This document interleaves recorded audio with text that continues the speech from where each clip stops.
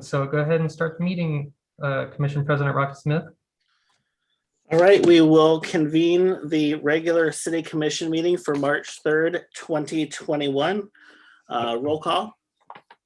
Commissioner Denise McGriff, Present. Commissioner Frank O'Donnell, Here. Commissioner Rachel Lyle Smith, Here. and Commission President Rocky Smith. And here. And in the virtual world, we've been skipping the flag salute. So we will move to ceremonies and proclamations, which I don't believe we have any this evening. Is that correct? That's correct. Okay. All right. So that brings us to citizen comments. I have two listed in my list. The first is Jeff Orcutt, and the second is Jonathan Nix. You have 3 minutes, and please state your name and city of residence. We'll start with Jeff if he is available. You press *6 to unmute yourself.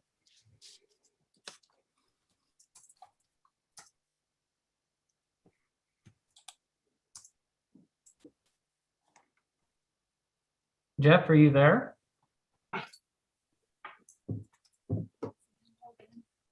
We might not have seen him log in, so we might want to just skip to Jonathan. Oh, wait.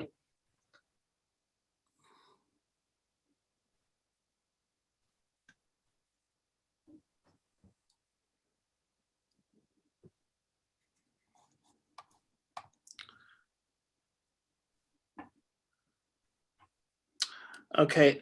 Is Jeff there? If you are, please press *6 to unmute yourself. Okay, let's go to the next one. We can revisit if he comes back on. Okay, Jonathan Nix, I believe.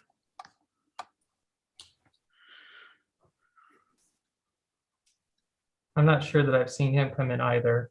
Okay. Have you, Katie? No. Okay, so do we know of any other citizen comment then tonight? Nope, that's it. Jeff there, if you are, please press *6 to unmute yourself. Tell them whoever that is to. I saw Mike. Go to the next one, we can revisit if he comes back on. We need to mute.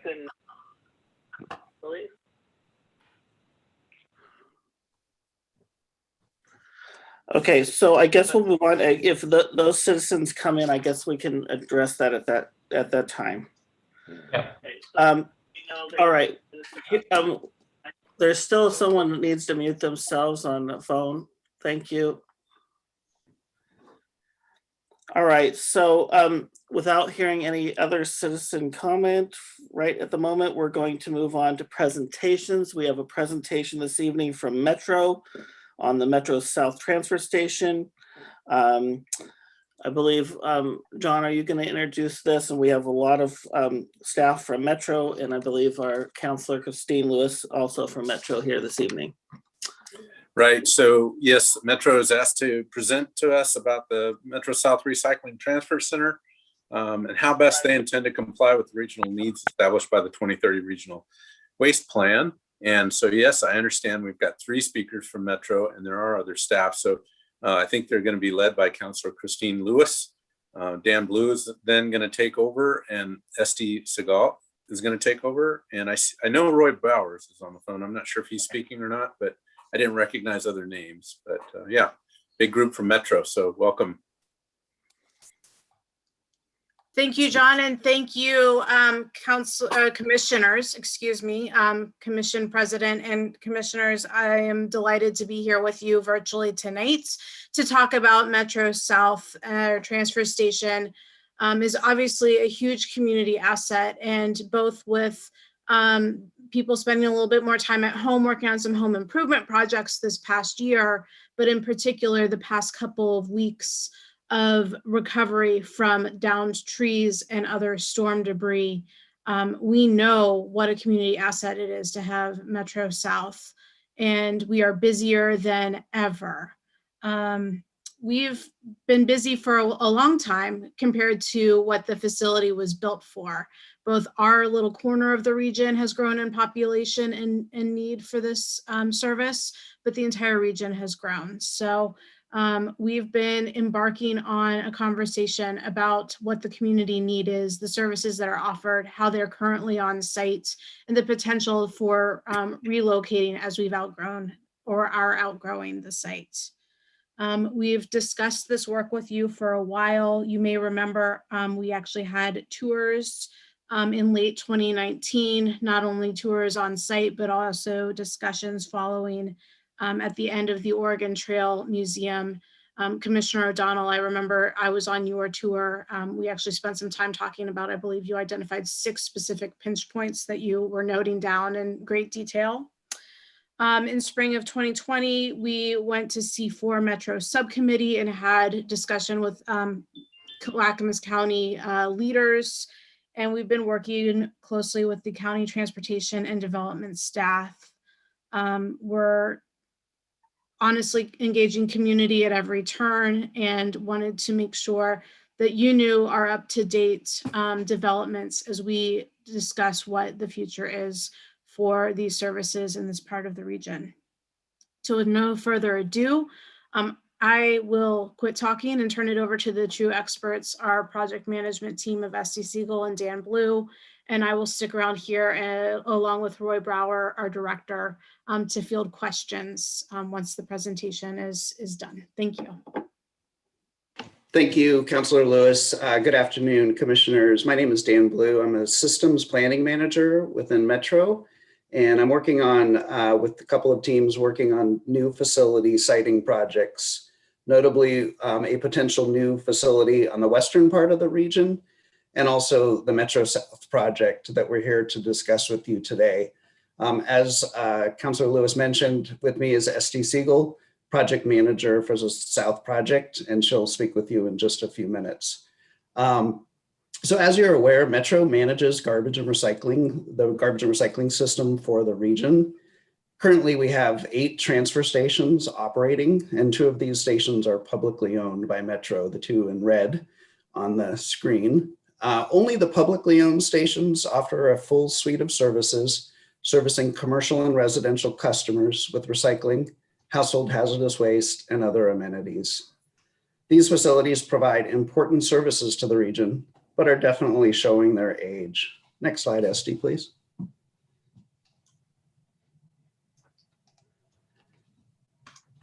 Okay, so the current Metro station, which provides a variety of core services, including public self-haul, household hazardous waste, and commercial garbage and yard debris transfer services, is at critical capacity.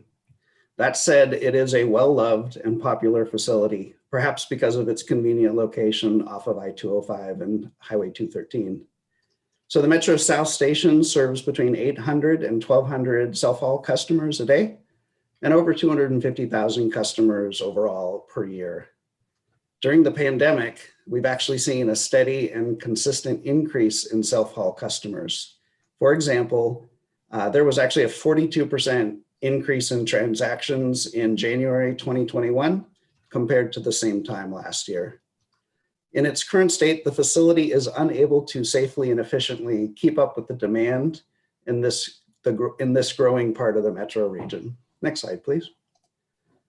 So the station is nearly 40 years old, and we have a backlog of expensive capital projects necessary to maintain the viability of the buildings on site. We do have customers waiting quite a long time, and sometimes the queues end up to the public streets. We also don't have enough space at the facility to recover materials that are bound for the landfill or to accept commercial food waste. So in other words, materials that could be reused are being disposed of because of operational challenges and limitations at the facility. So we have been investigating options for a new home for some or all of the services currently at Metro South Station for over a decade, including hoping that we could utilize the old Rossman landfill site across the street from the facility. But as you're aware, that space has been rezoned and really is no longer an option for us. Next slide, please. So this is just a quick aerial view of the station, and it shows the most congested part of the facility, which is kind of the center left of that picture. All vehicle traffic incoming and outgoing pass through the center section of the facility. So this creates slowdowns and presents us with significant operational and safety challenges. That's fine. Next slide, please.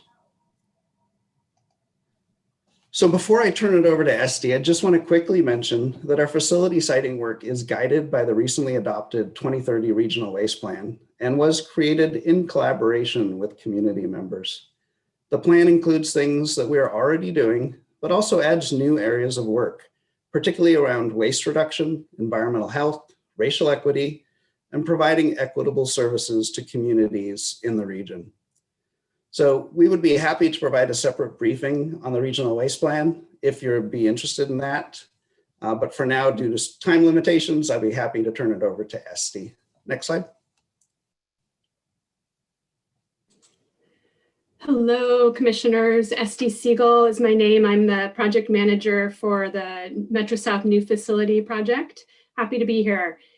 So based on what Dan just said, the current Metro South transfer station is outdated and over capacity. So about 2 years ago, we began looking more intentionally for potential sites to move some or all of the services currently provided at the facility in Oregon City to a new location. We've been inspired by what we've seen in modern facilities in Seattle and King County, many of which have been rebuilt in the last 10 years to be modern, efficient, and really assets to their communities. This is Seattle North Transfer Station, a facility designed to be LEED Platinum and includes a green roof, rainwater harvesting, and a community viewing and education room, as well as many other amenities that fit in with the surrounding area. And you can note the residential homes and commercial buildings that line really all four sides of this facility. Seattle North offers commercial wet waste transfer, self-haul, and expanded recycling services in a separate drive-through recycling building on the site, which you can see right here. We expect a number of benefits from this project in our region. We see the facility as a critical part of community infrastructure, similar to fire stations and schools, in that it will provide affordable garbage and recycling services to thousands of customers. A new facility would provide much greater operational efficiency, living wage jobs, greater resilience, and flexibility for the future growth of the region. We want to find opportunities to maximize the benefits to the host community, including integrating community-facing elements, such as waste-related education, meeting spaces, and public art. As you may be aware, Metro's Community Enhancement Program is set up to collect $1 per ton of wet waste brought to our facilities, and these funds are meant to benefit the host community where the transfer station is located, acknowledging the impact that the community may experience there. And in Metro South's case, as you know, the program currently provides over $300,000 a year in funds to Oregon City to distribute to community members on an annual basis. This is an overview and simplification of the 3 phases of our planned project. This is at least a 5-year project, and we are really in phase 1, looking for a location to site a new facility. Funding to purchase a site will come from solid waste reserve funds already in Metro's adopted capital budget. We expect to engage the community throughout all phases and expect to develop a good neighbor agreement to guide ongoing operations and management of the new facility over the long term. We should note that finding land in northern Clackamas County that meets our base criteria has been the #1 challenge for this project, as there's extremely limited appropriately zoned land of large enough size, and that's actually for sale in the area. So as part of phase 1, finding a location, we developed a set of criteria to search for and assess possible sites for a new facility. Using these criteria, we identified sites that aligned with our project goals, and we reached out to owners to determine their interest in selling for the project use. This technical information, paired with input from a local community advisory group, will guide staff as we consider possible sites and locations, including the one we currently have under option, which we'll talk about in just a minute. So we developed a racial equity analysis for the project siting area, which is what you're seeing on this screen. This analysis has helped us understand the demographics of who lives, works, and worships in the area, and guides us on how we will meaningfully engage the most impacted people, including communities of color.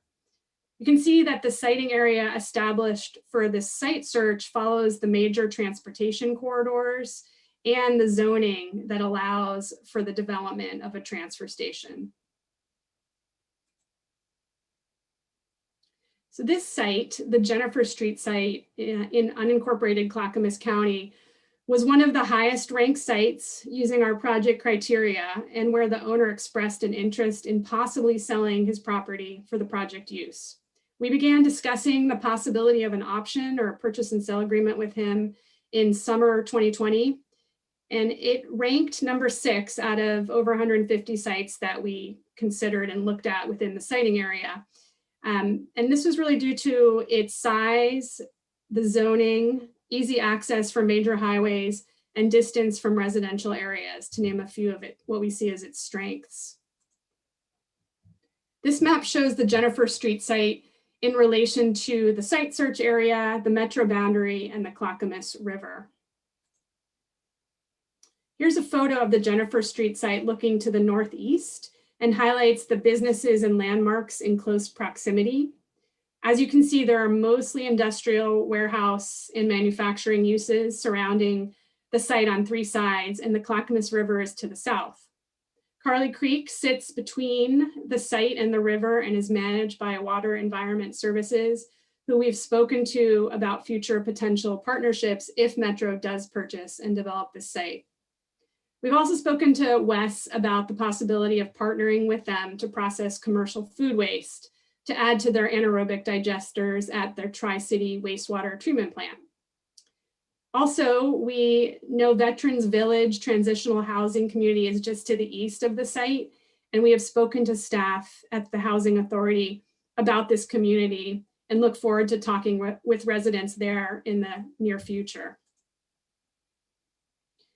This is a high-level look at what we see as possible opportunities and the potential risks that we see at the Jennifer Street site.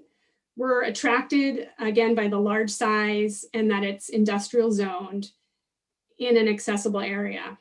We realize the fact that it has been mined as a rock quarry for over 50 years and that it has been filled with soil with unknown characteristics, and that this could make it challenging to build on. We do know of at least one business that looked at a portion of the site for purchase about 5 years ago and walked away from it, but we're not clear exactly for what reasons. We're looking at risks such as the condition of the fill, potential flooding, traffic impacts as part of our due diligence investigations. We're also aware that the site is close to the Clackamas River, an important source of the region's drinking water, and Metro is committed to protecting water health and the environment. So our purchase and sale agreement runs through the middle of August. So we have about 5-6 months left to investigate the site and do outreach and engagement. So we'll be evaluating this site to see if it would work for a full service transfer station, but we are gathering information from stakeholders on what services make the most sense to move, or some that possibly may remain at our existing site. We won't make a decision on the specific services that move or stay until after we acquire a site, but we expect to present options to Metro Council in late summer based on what we hear from partners, stakeholders, and the community over the next couple of months. If we find red flags, significant risks, or high costs related to developing the property for this project use, we may choose to terminate the purchase and sale agreement or negotiate an extension. While investigating this site, staff continues to search for and consider other possible sites for the project if and when they become available. So we want people in your community that could be impacted or benefit from the project and our plans to contribute their ideas and ask questions about the project. For about a year, we've been working in partnership with Unite Oregon, a community-based organization to help us reach and involve diverse audiences in our decision-making process. They helped us form and facilitate a community advisory group that you see here on the screen. It's been meeting virtually since last summer, and they've also led a focus group. Due to a short time frame with this purchase and sale agreement and limited staff resources, we have to prioritize audiences for engagement. So we'll focus on creating general awareness and starting long-term relationships with the neighboring businesses, residents, urban Indigenous people, and First Nations. We will also continue engaging with our community advisory group to receive feedback specific to the Jennifer Street site and solicit input from current customers. So our intention in visiting you today is to identify mutually beneficial opportunities related to this project now and in the future phases, highlight any concerns or questions you have. And we'd like to continue the conversation with you in the future as we move forward. So here we posed a few questions here for you, but we are willing to take any others that you might want to bring up. And with that, I will turn it back to the chair. Thanks.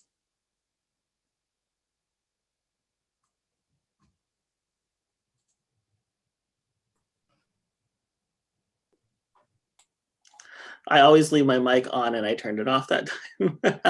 All right, so comments and questions from the commission.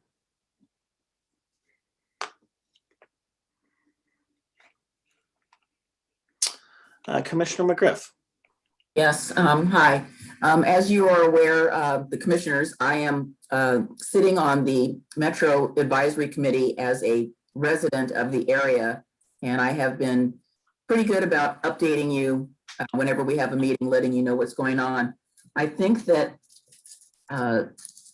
we've had some very brief discussions, but I would say that so far the process has been very thorough, and the community members that I serve with have a lot of very thoughtful questions and have, I think in some cases, gotten the staff to think about, oh yeah, we didn't think about that, but then the staff has been really good about bringing things back to us. I think that as the committee engages in this process and we're going into a phase 2, I would like to recommend that maybe in June or July that we have another update. And then again, as we have meetings, I will continue to update you on what we're doing at our own commission meetings. But so far it's been a very thoughtful process.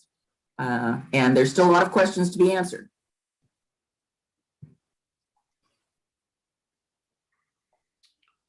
All right. Any other questions or comments? Commissioner Lyle Smith. Thanks. So yeah, I've been kept pretty well up to date on this project as well. And it's interesting because we know that site has a really high amount of customers and service that's provided to the surrounding area. And I know when I did the tour with Metro, I guess it was a couple of summers ago, you know, it was really interesting to do the tour, and the numbers and facts about the site I thought was very interesting as well. I remember thinking about the transportation corridors and the location of where it's currently at and the benefit of that location. And I realized that it's at capacity. I guess the site that Metro seems to be considering looks to me like it has some fairly significant red flags to it, where I'm not sure it will pass all the due diligence. So I guess if that's the case, I'm going to be super bold here and say, if that site falls through, I think we should revisit a conversation about any potential options for expanding the current location, even if it were, I don't know what the site needs. I know I believe you're looking for 20 acres, you know, so I don't know if you need 10 more acres or if it's, you know, because I do think that that location actually works really well where it's at, even though it's over capacity. So anyway, thanks for the update. It'll be interesting to see what happens, and yeah, I'm sure we'll get continued updates from Metro as it moves along. So thanks.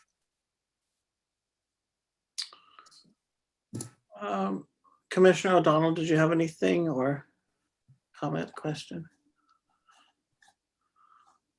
You're on mute. I won't be lengthy. Yes, I did tour this. I appreciate Commissioner Lewis mentioning those 6 improvements I thought that could be made to make the current facility more efficient. We're a long way from a decision point as to whether what we keep and what we leave, if everything leaves, or if we keep the individual, the private party people that dump their waste there, or whether, because the problem currently is the intersection of commercial haulers and private party haulers. So we're a long way. I see some red flags. You know, I always balk when I see something adjacent to a river, but it's a long way from those questions being answered. So I think I'll just sit tight and wait for the next update. And questions I would have had were answered during the presentation, that the search continues for better sites, which is good. Continue on, and we'll see what happens in the next 6 months. Thank you. Public Works Director John Lewis. Thank you, Commissioner Smith. I just wanted to acknowledge a couple things. One, I thought I heard a date at which you'd like the Metro to come back. So maybe we could affirm, you know, kind of what season makes most sense for you. That would be one piece of information, just so I can coordinate with Esty and her team. The other thing I just wanted to acknowledge is Metro itself and this study process. I've been a part of it too. And both Esty and Dan have been super good listeners, and they've been providing excellent updates, a lot of which has been confidential, and they've been careful about how they share that information. But I think they've been listening loud and clear to what I heard from some of the walkthroughs from some of you, and definitely, you know, the messages that we've been carrying. So I really appreciate that. And the other thing is just the work that happens on site at Metro. You know, we've got a lot of areas with road debris and things that just kind of continue to show up, whether it be graffiti or cleanup. And Metro is a good neighbor for us. We've been able to partner on kind of employee parking and some things like that, and they do a good job of looking after Oregon City. So I think they are a very good partner. I will add to that and agree with the other comments that have been mentioned. I think, you know, Metro South Station has definitely served Oregon City very well, and a lot of us, you know, probably don't really want to see it leave. And especially our Metro Enhancement Grant Program, which has been an amazing partnership in funding a lot of great projects within our city. So yeah, I'm anxious to see. We clearly know that there's a need for space and growth, and so we support that, and definitely look forward to hearing what the options might be in the future. Commissioner McGriff, did you have more to add?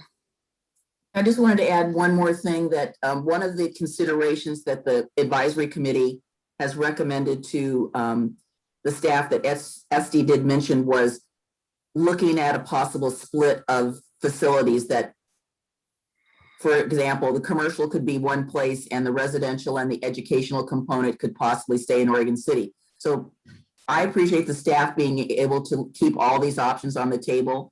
And there's, like I said, there's a great deal of interest from the advisory committee for that particular idea, however that might evolve. So they're already thinking about it. And I, you know, again, thank the staff, and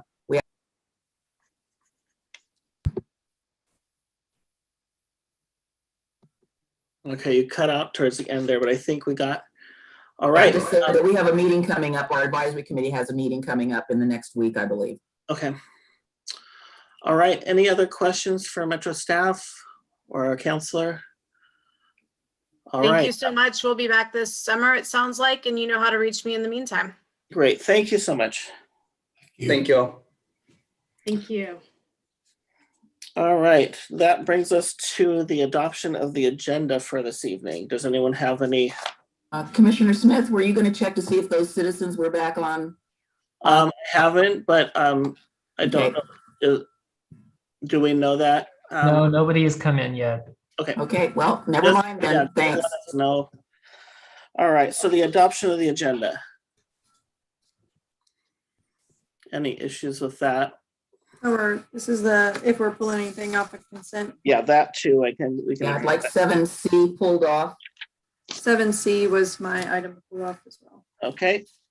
And it's not a bad thing. It's a good thing that I'm pulling it off. All right, so 7C, we'll put that on to general business. If there aren't any others, I'd like to move the adoption of the agenda. Okay. I'll second. Moved and seconded. Okay. All right. Commissioner Frank O'Donnell, Aye. Commissioner Denise McGriff, Aye. Commissioner Rachel Lyle Smith, Aye. and Commission President Rocky Smith. Aye.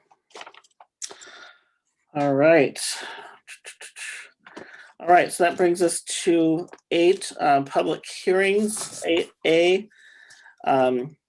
We have an appeal of the Planning Commission's approval of a 30-bed residential care facility with memory care at 182 Warner Parrott Road.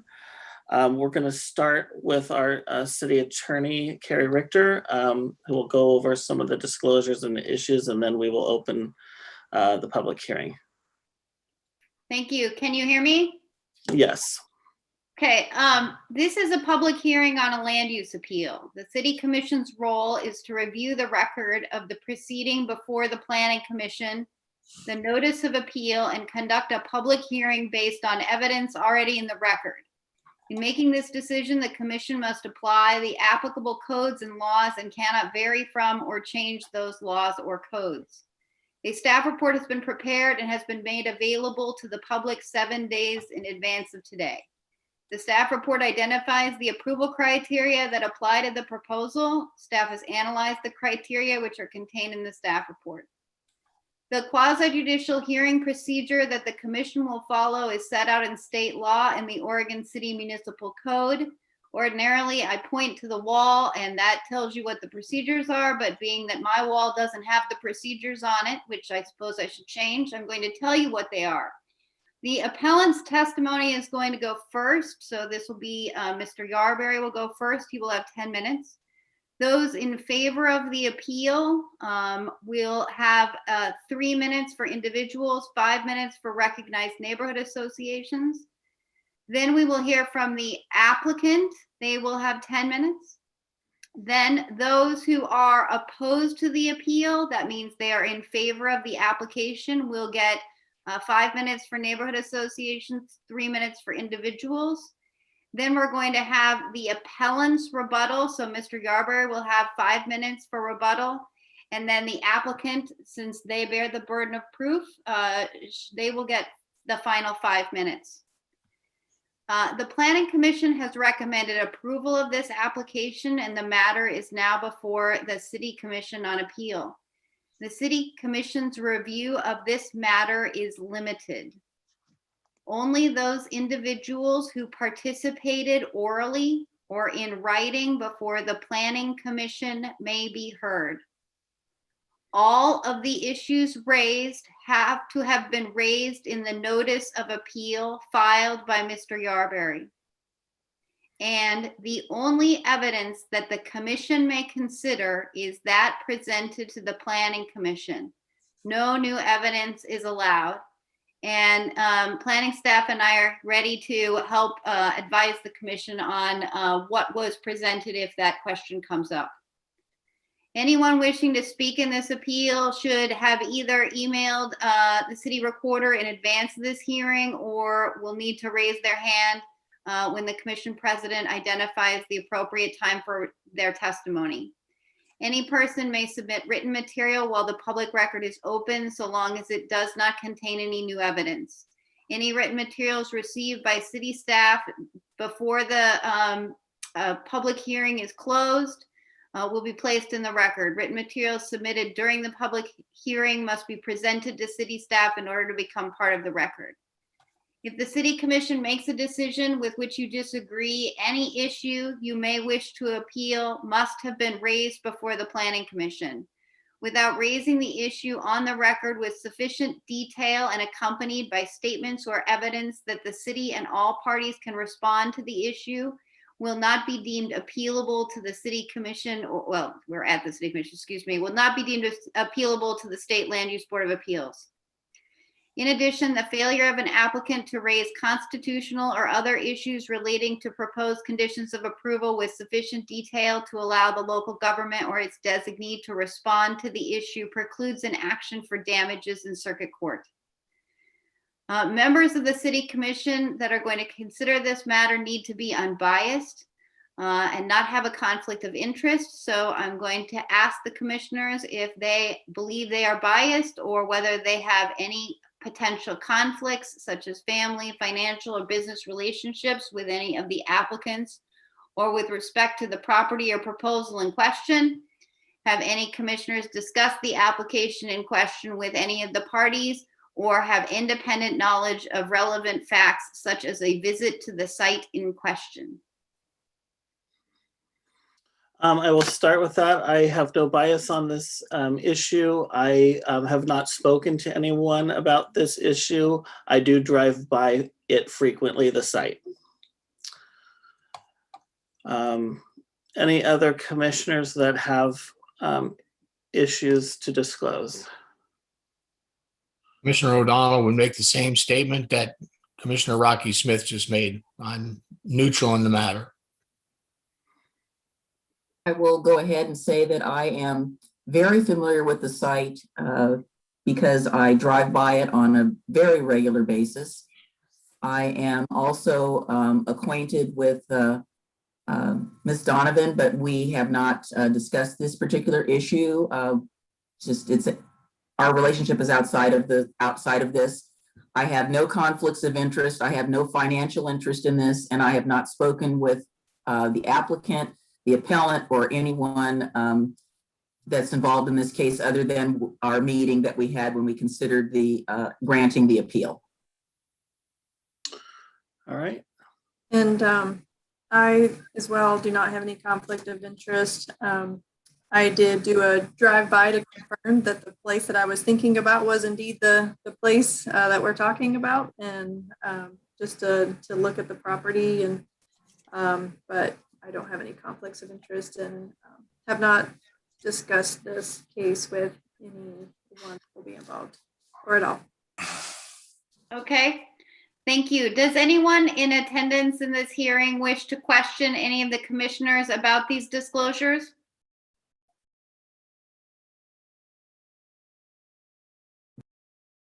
I'm hearing none, so we will now commence with the staff report. Mr. Walter or Mrs. Torway? Happy to introduce Pete Walter, Senior Planner with the city.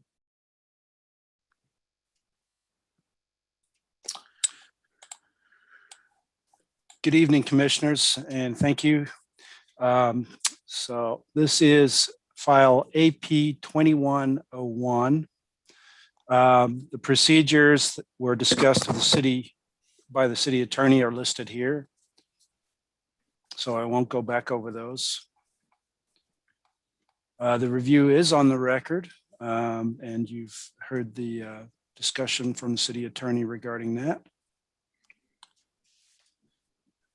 This is an aerial view of the property. It's located at 182 Warner Parrott Road between Chapin Park and South End Road in an area that is all zoned R10 low density residential. This is an aerial view from the north at an angle, which gives a better sense of scale and size of the existing structures. The existing home is a two-story residential detached building on a 0.55 acre lot, and is currently being used as a 5-bedroom residential care home. This is the view of the front of the existing home from the street. And this is a three-dimensional rendering of the proposed development as seen from the street. And you can see that they will be adding on to the existing home in the front and the rear and reconfiguring the parking area so that the parking is located to the side of the building.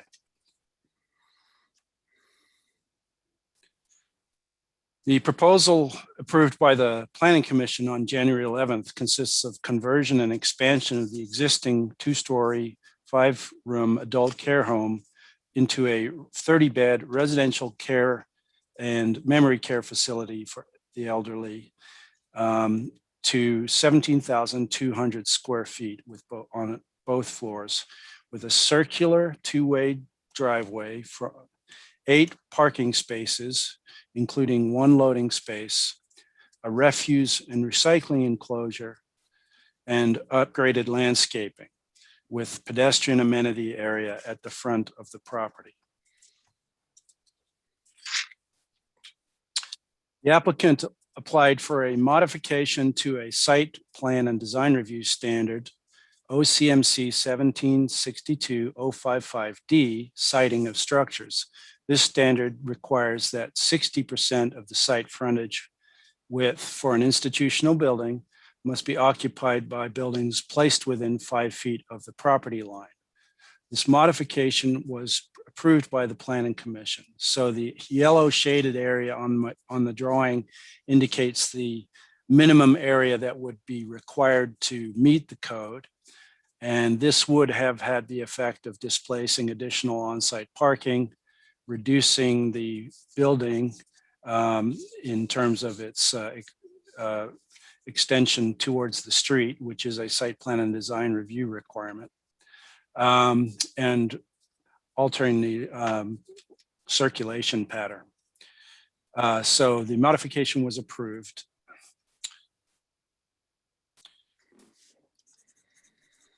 The applicant made several revisions to the site plan during the Planning Commission. During the Planning Commission's review. This included reducing the floor area by approximately 500 square feet to 17,240 square feet, reducing the lot coverage from 39% to 38%, reducing a roof peak at the rear of the building, opening up the center courtyard and increasing the setback on the east side, increasing the parking spaces originally proposed from 4 spaces to 8, meeting the front facade window percentage of 60%, adding front yard landscaping and pedestrian amenities, and slightly enlarging the garbage enclosure. And as I mentioned, obtaining approval for a modification of that site plan standard.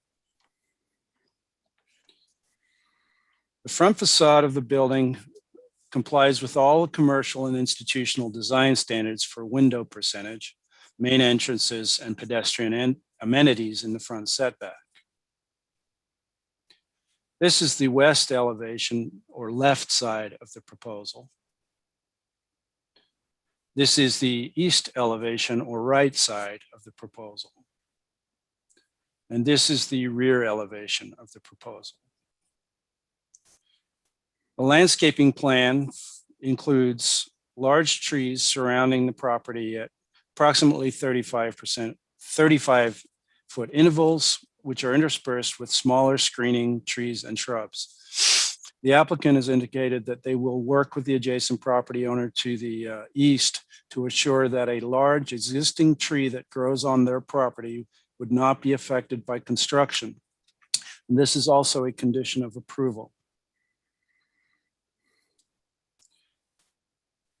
The Planning Commission's findings address all of the listed chapters of the Oregon City Municipal Code here.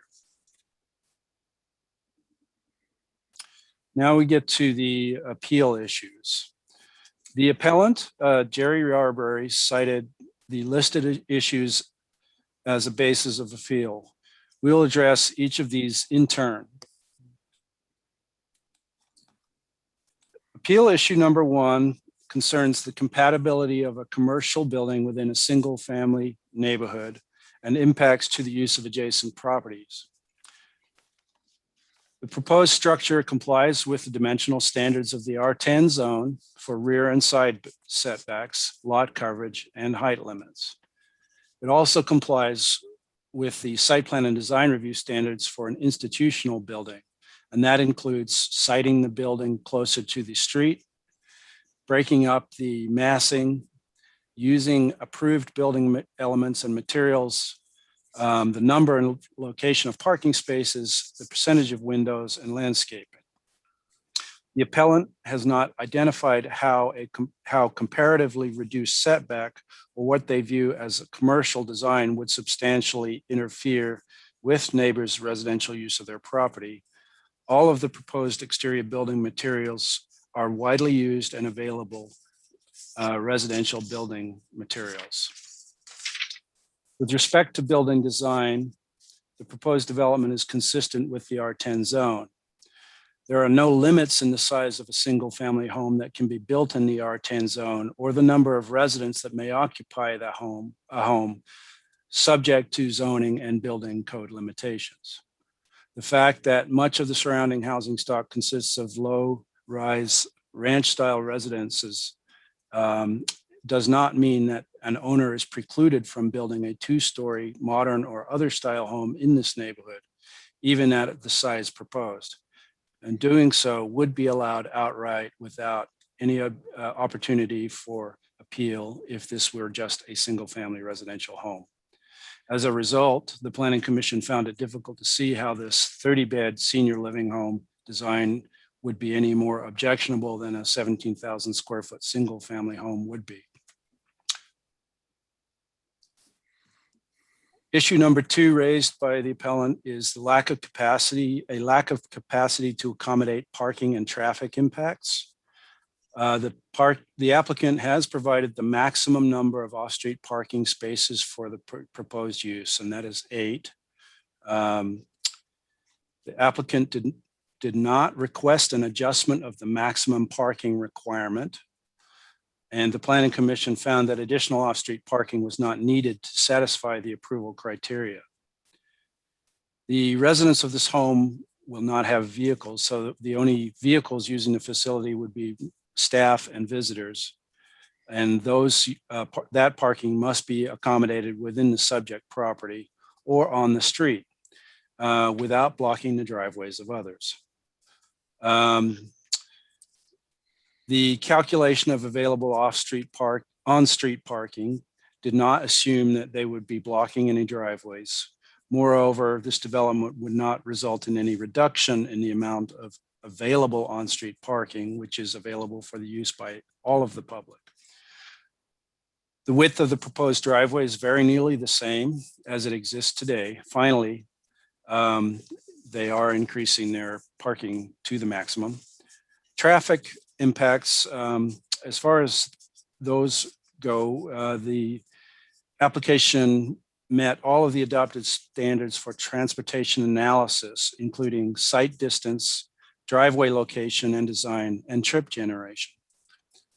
As a residential care facility where none of the residents have cars, it would generate only slightly more traffic than 2 single-family homes on the same amount of land. The trip generation analysis showed that the facility would produce 6 morning peak hour trips, 8 evening peak hour trips, and 78 weekday trips. In comparison, 2 single-family homes on the same property would produce 2 morning peak hour trips, 2 evening peak hour trips, and 20 weekday trips. So the traffic impact is about 4 times the impact of 2 homes. The Planning Commission found that the additional traffic would not substantially limit, impair, or preclude the use of surrounding residential property. And that's page 79 of the staff report. Site distance was found along Warner Parrott Road was found to be adequate with more than 500 feet to the west and 1,000 feet to the east. John Replinger, the city's transportation consultant, concurred with the applicant's analysis. There was testimony that site distance along the road would be reduced for vehicles entering onto Warner Parrott Road due to the potential for vehicles being parked in the parking lane abutting the site. However, minimum site distance is not based on the possible presence of temporarily parked vehicles, and it is not a factor in the site distance analysis. Slide 20, issue number 3 concerns the need to exercise discretion or judgment in approving the application. The appellant asserted that because this is a discretionary decision, that the City Commission should evaluate this application based on whether individual commissioners would want this development next to your home or in your neighborhood. The discretionary nature of this decision does not extend so far as to disregard the controlling approval criteria and should not focus solely on individual commissioners' personal preference. Therefore, the focus must be on the applicable approval criteria that the appellant has identified in their appeal and whether the City Commission finds that those standards are met, given the evidence submitted into the record to date. Issue number 4 concerns conditional use criteria, and there are 2 conditional use criteria raised in the appeal that are directed at whether the site is suitable to accommodate the use and whether the use will alter the character of the area in a manner which substantially limits or precludes the use of adjacent properties. Firstly, the Commission should address whether the site is suitable to accommodate the use. Oregon City Municipal Code 1756-010A2 requires a finding that the characteristics of the site be suitable, considering size, shape, location, topography, existence of improvements, and natural features. This criterion is directed at the characteristics of the subject property and its physical capacity to accommodate the use. The notice of appeal does not identify any ways in which the appellant believes that this criterion is not met. The issues identified in the appeal notice and in the testimony submitted before the Planning Commission appear directed at externalities or impacts from the use on others, rather on whether the site itself is sufficiently sized and shaped, and whether utility service is adequate to accommodate that use. Planning Commission findings on page 75 conclude that this criterion was satisfied. Issue number 4, part 2, is whether the proposed use would alter the character of the surrounding area in a manner which substantially limits, impairs, or precludes the use of surrounding properties for the primary uses listed in the underlying district. The appellant claims that this project looks like a commercial structure that is incompatible with surrounding development. The appellant points to photographs in the record depicting other non-residential uses, which are mostly churches constructed in the 1970s, which have greater setbacks and additional off-street parking as evidence of compatible development, suggesting that this project with a smaller setback and fewer off-street parking spaces is incompatible with surrounding character. The challenge with these arguments is that this approval criterion does not expressly limit conditional uses to a design that is compatible with or reflects the neighborhood character in the abstract. In other words, the obligation to preserve the character of the surrounding area does not exist in a vacuum. Rather, the criterion provides that the character of the surrounding area is altered only when the proposed development substantially limits, impairs, or precludes the use of surrounding properties for the primary uses listed in the underlying district. Planning Commission interpreted this criterion as to require some significant level of impact to surrounding residents. There must be some direct harm from development that has a substantial impact on the ability to use a neighboring property. The Planning Commission's findings at pages 77 through 80 of the staff report include a discussion of each of those objections raised by opponents during the proceedings.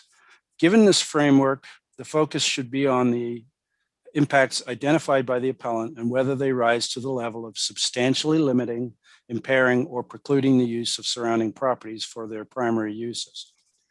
With respect to building design, the proposed development is consistent with the setbacks, height limits, and other design standards set forth in the code.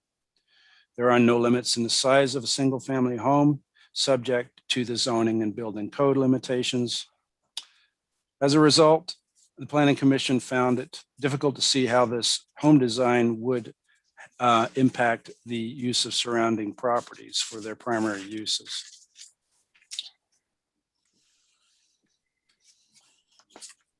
So with that, we've outlined three options for the City Commission to consider. The first option, which is staff recommendation, is to deny the appeal and affirm the Planning Commission's January 11th, 2021 decision approving these applications with conditions. Option two is to deny the appeal and affirm the Planning Commission's January 11th decision with conditions that the Commission modifies. And this would likely require a closure of the record and continuance in order to adopt final findings. And option three is to approve the appeal based on modified findings adopted by this commission. This also would likely require a closure of the record and continuance to adopt final findings.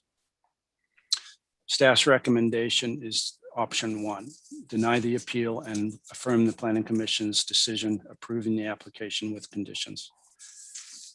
And with that, I'd be happy to answer any questions you have. All right, is there any questions with staff at this time? Before we hear from Commissioner McGriff. Yes, I just want to get some clarification. So throughout your presentation, there are a number of different terms being used to describe this building. So I'm trying to understand what it is that staff is saying this building is. First, I noted it was referred to as an institutional building. Then it was referred to as having a commercial look and feel. Then it was referred to as a home. Then it was referred to as a residential building. So which is it? It is required to comply with institutional and commercial building standards because a residential care facility is defined as an institutional use in the Oregon City Municipal Code. So it's essentially balancing the dimensional standards of the underlying residential zone with the requirement for an institutional facility, which is to interact with the street, and the front facade of the building is designed in such a way as to meet those standards. And those require that their main entrance be as close to the street as possible and not be set back as far from the street. So it's really balancing two sets of criteria, and it's required to meet both. As far as that's confusing, because if it's a conditional use in a residential zone, it seems to me that the more restrictive standard should apply. So it doesn't seem to balance either of those the way I'm seeing it. And you actually got into my next question is, so what is the setback in the R10 zone from the front yard setback? I think I know what it is, but I'd rather have you tell me. For a residential structure is 20 foot to the living area and 15 foot to a porch, and a garage setback of 20. Okay, I'm not talking about a garage, just the main. Yeah. So if I was to build a brand new single family residential home in the R10 zone, my setback would basically be 20. Mm-hmm. And within the conditional use criteria, one of the other approval criteria, which was not raised on appeal, but is required, is that the proposed use meet the dimensional standards of the underlying zone district, except where otherwise specified by the code. And the interpretation, and this was discussed at the Planning Commission level as well, with the determination being that the applicant was doing the correct thing and trying to meet both the institutional building requirements as well as the underlying zone setbacks. So then my follow-up question to that is what I looked at the drawings, and unfortunately I had to use my magnifying glass because I only have 8.5 by 11. So what is the proposed setback of the closest portion of the building to the street? It looked like it was 10 something or 12. That's all I could kind of read. It was a little fuzzy. It's 10. It's There's 10. there's a 10-foot public utility easement in the front. Yeah, I too, saw so- that. And then what is the setback of the nearest adjacent residential use? The one, so if I'm facing it, I'll say it's the one to the right, because I think the other one is on what is fronting Boynton, as I recall. Yeah, I don't know what that setback is, but they're larger setbacks generally. It's 12. I can tell you that it's 12. So then my last question is that I appreciated the being able to see the 3D drawing. What I think would have been really terrific is if that 3D drawing had been a little broader so that we could see the relationship of the proposed building to the adjacent residential uses.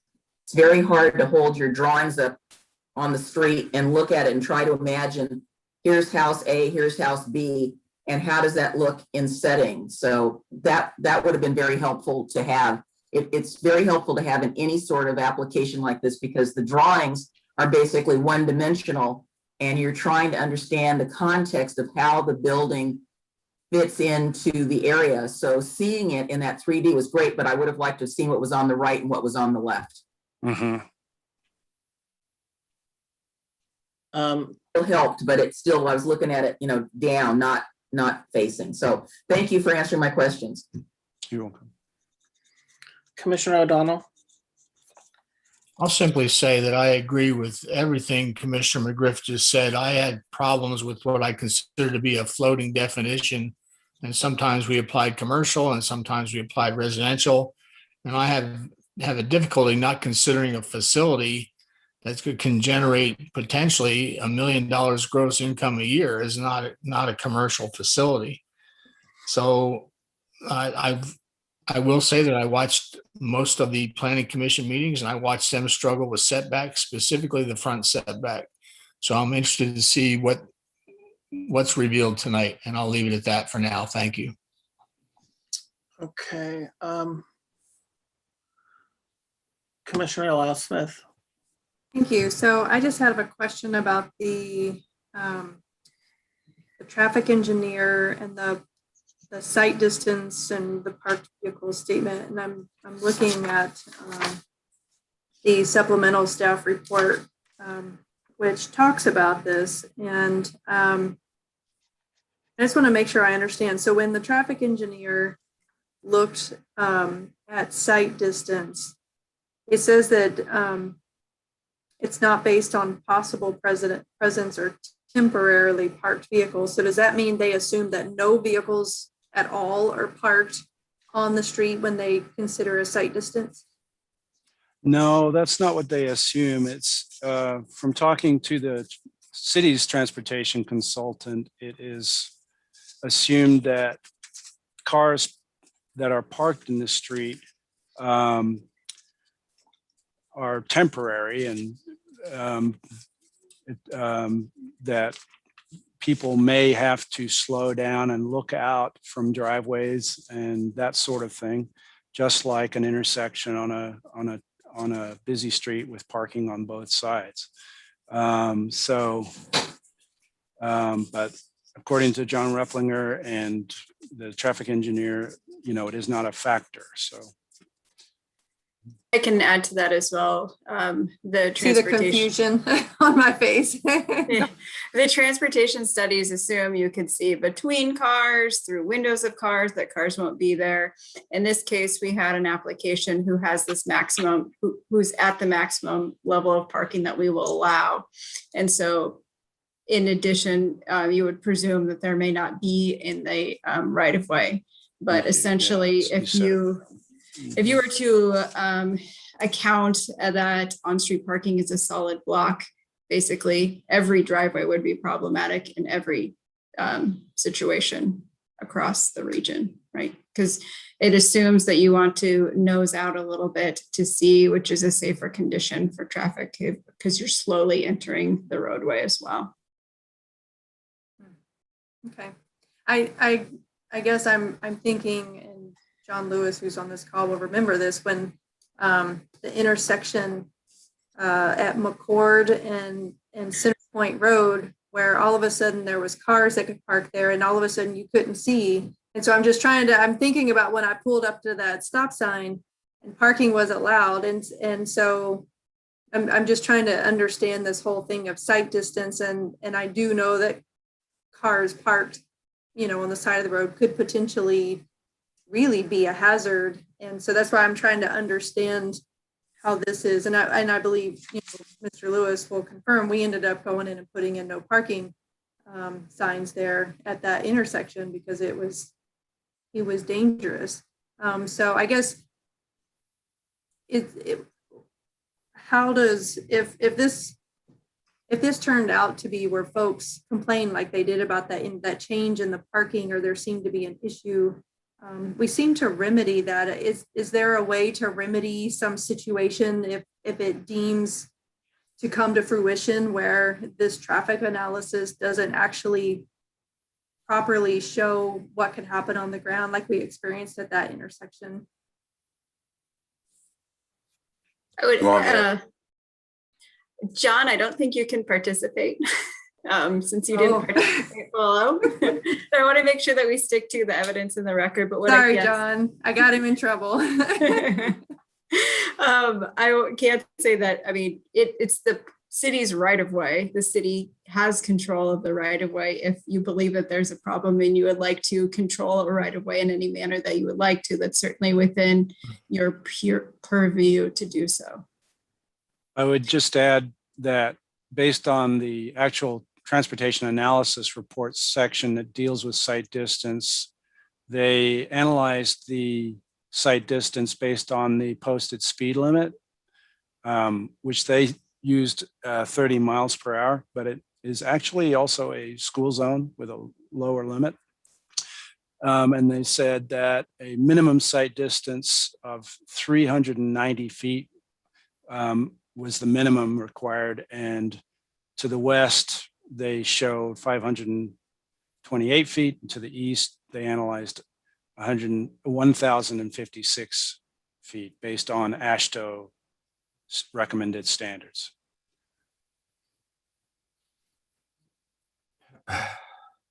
Commissioner O'Donnell. Now, I'll simply say on this matter, the minimum sight distance, I read the thing that says minimum sight distance is not based on the presence of temporarily parked vehicles. And that's an absurdity, because anybody has come up on a cross street and tried to get on the Central Point Road and had somebody park within 15 feet, even a vehicle, not even an SUV, a standard vehicle, you do not have that sight distance. So this criteria is absurdly incorrect. The second thing that's laughable, if it weren't so sad about this traffic report, is the fact that the comparison between what number of trips that two houses would generate versus this facility. I won't care about the morning and evening trips, but the total trips, two houses would generate 20 weekday trips, and this facility is going to generate 78 to 80. Now, where do you think those 78 to 80 trips are going? They're not just going to drive by this facility and say, that's nice. They're going to this facility. So I think it's a poor piece of work, and I don't think it truly states the impact of 80 potential trips per week. And I'll take the ownership at their word that the residents cannot even own cars. And I don't know if that's true or not, but I'll take them at their word on that. I just struggle with this traffic report, especially when it's personified in the end. It's characterized as modest. Well, I don't know anybody that doesn't think a factor of 4 times anything is modest. 4 times whatever you pay for something is not modest. 4 times the impact of something is not modest. I think it's an absurdity. So thanks. Okay. So we still need to go into the public hearing. So let's hold off the rest of the questions. And let's so we'll open the public hearing. We'll start with the appellant, who has 10 minutes, and I believe that will be Jerry Yarberry.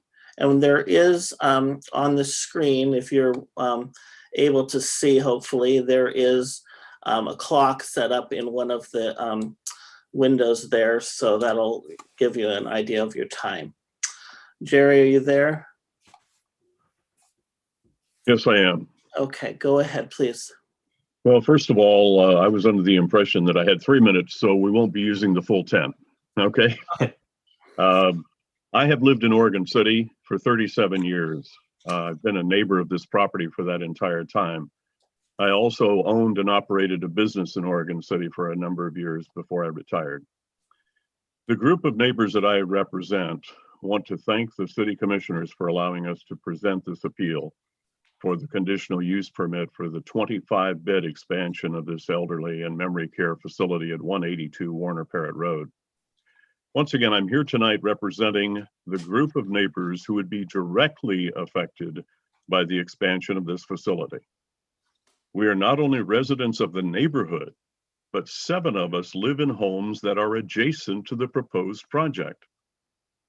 In your package, you have letters and in-person statements that were presented in opposition to the project at the Planning Commission hearing since August of last year. We have no issue with the Donovans, the operators of the care facility. We do have numerous issues with the expansion, however. In our appeal, we have presented 3 main points in opposition to the conditional use permit. First, contrary to the findings of the Planning Department, the proposal for a commercial building in our R10 neighborhood would not be compatible. That's just common sense. If you've got a commercial building in a ranch home neighborhood, it is not compatible. And it goes against the intent, as I read it, of City Code 1754-10A. Secondly, and you folks have talked about this, and I'd like to talk about it a bit more, the traffic and parking impact on our neighborhood would be significant and quite detrimental, especially during events at Chapin Park, which is only 4 doors down from the expansion. Our final point, the proposal will change the character of our area, which will impair the use of our homes, going against the design of City Code 1756-10, sections A2 and A4. I have to agree with Commissioner and mayoral candidate Rachel Lyles Smith. In her voter pamphlet, she says how important it is to maintain our sense of community and identity. This proposal does not fit either of those criteria. In our opinion, the Planning Commission has done a great job of justifying the conditional use permit for this expansion. However, we disagree with those conclusions. The proposed building is a very nice example of a commercial building. It would be fine in another area, but not in our R10 low density neighborhood. Those of us who live in this area know how much of a problem we already have with parking during sporting events at Chapin Park. I personally have witnessed issues with emergency vehicles being unable to get to those people who are injured at the park due to vehicles that are being double parked on our streets. Most visitors to the proposed senior center would be there on weekends when we already have problems with parking due to events on weekends at Chapin Park. The traffic and parking surveys do not take this into account at all. There's also, I might add, some pictures that are in the packet that some of the neighbors took with 3 vehicles parked along Warner Parrott where it intersects with Boynton. And there is no way that you can enter Warner Parrott until your nose is going to be clipped by another vehicle. So I've got to disagree with that traffic survey. Please also look at the proposed expansion, both that architectural plan and the artist's renditioning. Compare these with the neighborhood where we live, and you'll find that the proposal does not fit the character of our neighborhood, nor does it maintain our sense of community or identity. As city commissioners per city code, you have the opportunity to use your discretion in approving or denying a conditional use permit during our appeal. Those of us directly affected by the proposal implore you, please do not allow a commercial building in our residential neighborhood. Thank you. If there's any questions, I'd be happy to answer them. Okay, I don't see any at the moment. I think we'll wait for questions when we get through everyone. Thank you. Thank you. All right, so we're going to move into the testimony in favor of the appeal. I have 2 names down, and we'll do those first. You can introduce yourself and the city of residence, and you'll have 3 minutes. And then at the end of that, I'll see if there's any other people that we are aware of or there that also want to speak. So I have Marilyn Fergus. Okay, go ahead.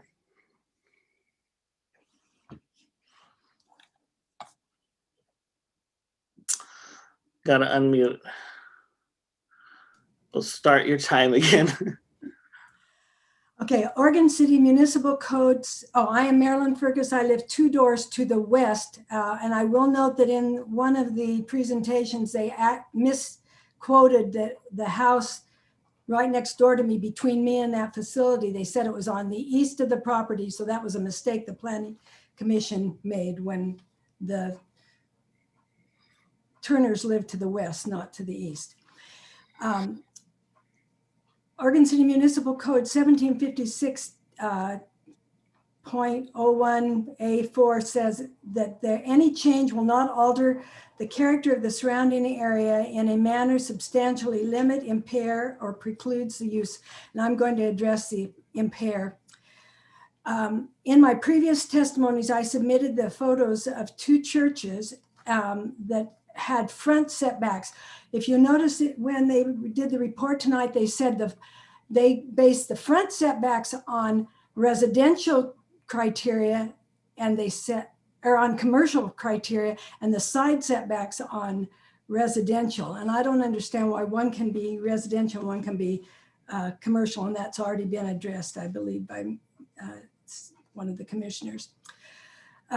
The central feature of, and those pictures are on pages 220, 221, and 222 of this report.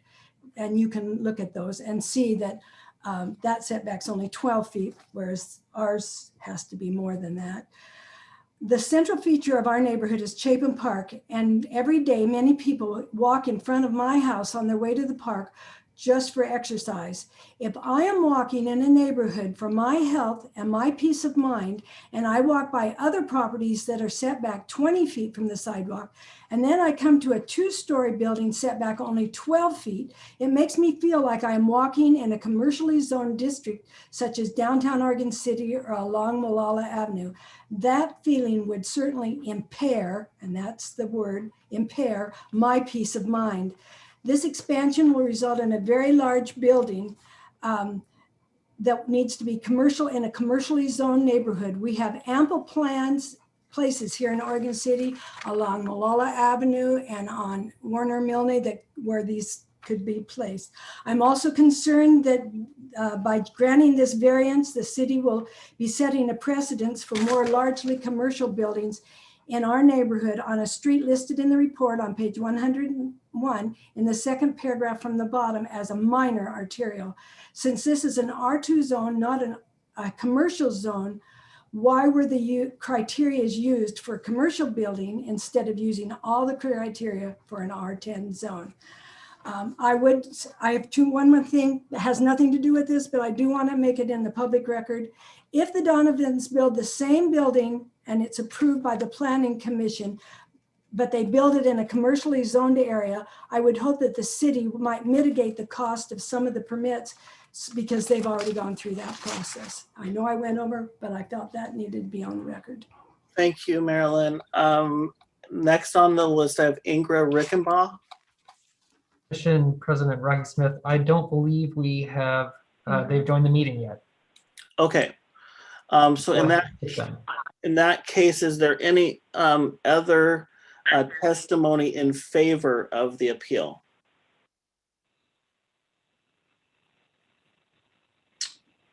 All right, I'm hearing none. We will move on to the next section. That is the applicant's response. There'll be 10 minutes for that. And is that going to be Petronella or will that be Joe Kaufman? So it's going to be actually our architect, Edward Rodules, who's going to start, and then the remaining time would be going over to Joe Kaufman. Okay, if you would introduce yourself as you speak and Oh, city. I'm so sorry. Yeah, this is. No, I was talking about the next, but you're good. Okay. Sorry. As city of residence, so we will start the clock, and the clock's there for you to see. Okay, and so we'll start with was it Edward? Did you say? Yes. Okay, go Hi, ahead. my name is Edward Radulescu. I am with EPR Design and also a resident of Oregon City. I just want to touch on a few points and maybe I can shed some light on some of the design choices that were made. I do want to speak a little bit about the front setback. So first of all, when we were looking at this project with Petronella, we went through several iterations for the project, all the way starting from a pre-application conference and all the standard procedures that we need to go through to redesigning based on planning commission and neighbor comments. The site was chosen because the Donovans run a care home out of there now. It's also their personal residence. And the residential care facility is listed, as Pete said, as an institutional use and is allowed through a conditional use in the R10 zone. There are several other uses listed there that are commercial uses that would also be allowed through a conditional use, several of which would generate higher trips and traffic to the site. Just a couple of them to mention is preschools, colleges, and churches. So with that said, I just want to outline that this is a use that's allowed through a conditional use in the R10 zone. And I also want to mention that we did design the project to incorporate all of the base zone standards. So all of the R10 standards, with the exception, as Pete said, to the front setback. And I think that he described it as I understand it, because it is a institutional use, we had to comply with the commercial standard for that one standard, which brings buildings closer to the sidewalk. And for that reason, we've proposed a 10-foot setback. Otherwise, the actual requirement, I believe, was for a 5-foot setback, but because of a 10-foot PUE, we had that adjusted to a 10-foot setback. We've also, to mitigate for that, we've added pedestrian amenities along the facade. We've added a area with benches along the front of the sidewalk there off onto the property. We've also reduced the roof pitch of the building, and I believe there's a condition of approval to further reduce it again in the additions of the building to lower the height of the building. So that will be addressed along the facade of the building and the rear of the building. We designed the site to meet the maximum allowed parking. On-street parking is not considered in that maximum, but on-street parking is available there, as was mentioned, and it's available for everybody to use. Along Warner Parrott, there's at any given time, there's cars parked anywhere along those sidewalks. And to prohibit one property owner or to put the burden on them, saying that they're causing a danger to a street that would allow anybody to park on the street, whether this facility was there or not. I don't believe it to be a valid argument, but I understand the concern. But that's more of a city level. I mean, the on-street parking is existing and it's there, and we're not changing that. We've also enlarged the courtyard at the center of the building based on on comments to provide larger setbacks to the neighbors on the east and west. We've also looked at how this building would impact the neighbors with shading. There's no shading code. There's no shading, building shading code in the City of Oregon City's code. So we've used a Lake Oswego code to demonstrate that although we meet the maximum height limit in the R10 zone, we are still not creating shade that normally would be denied through a review in the City of Lake Oswego. Again, that was a voluntary thing we did to demonstrate that the setbacks are large enough and the height of the building is low enough to mitigate impacts to the neighbors. Unfortunately, our traffic engineer is not here unless I missed him. I don't know if he jumped on, but the traffic study did comply with the city's standards and with what they were looking for as a study. Finally,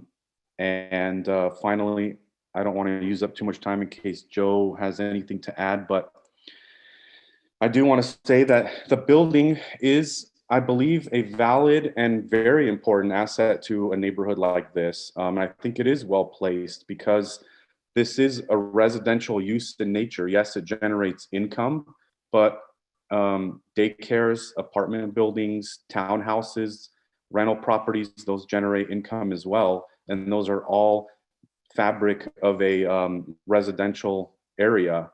This is a facility that's going to cater to the needs of elderly, to disabled, to people with memory conditions, dementia. And it is not a drug rehab facility. It's not a halfway house. This is for our elderly, and Petronella has been taking care and working in that industry on that site for several years. She can speak to how many, but I'll leave it at that. I think that this would be a valid and very beneficial use for the neighborhood.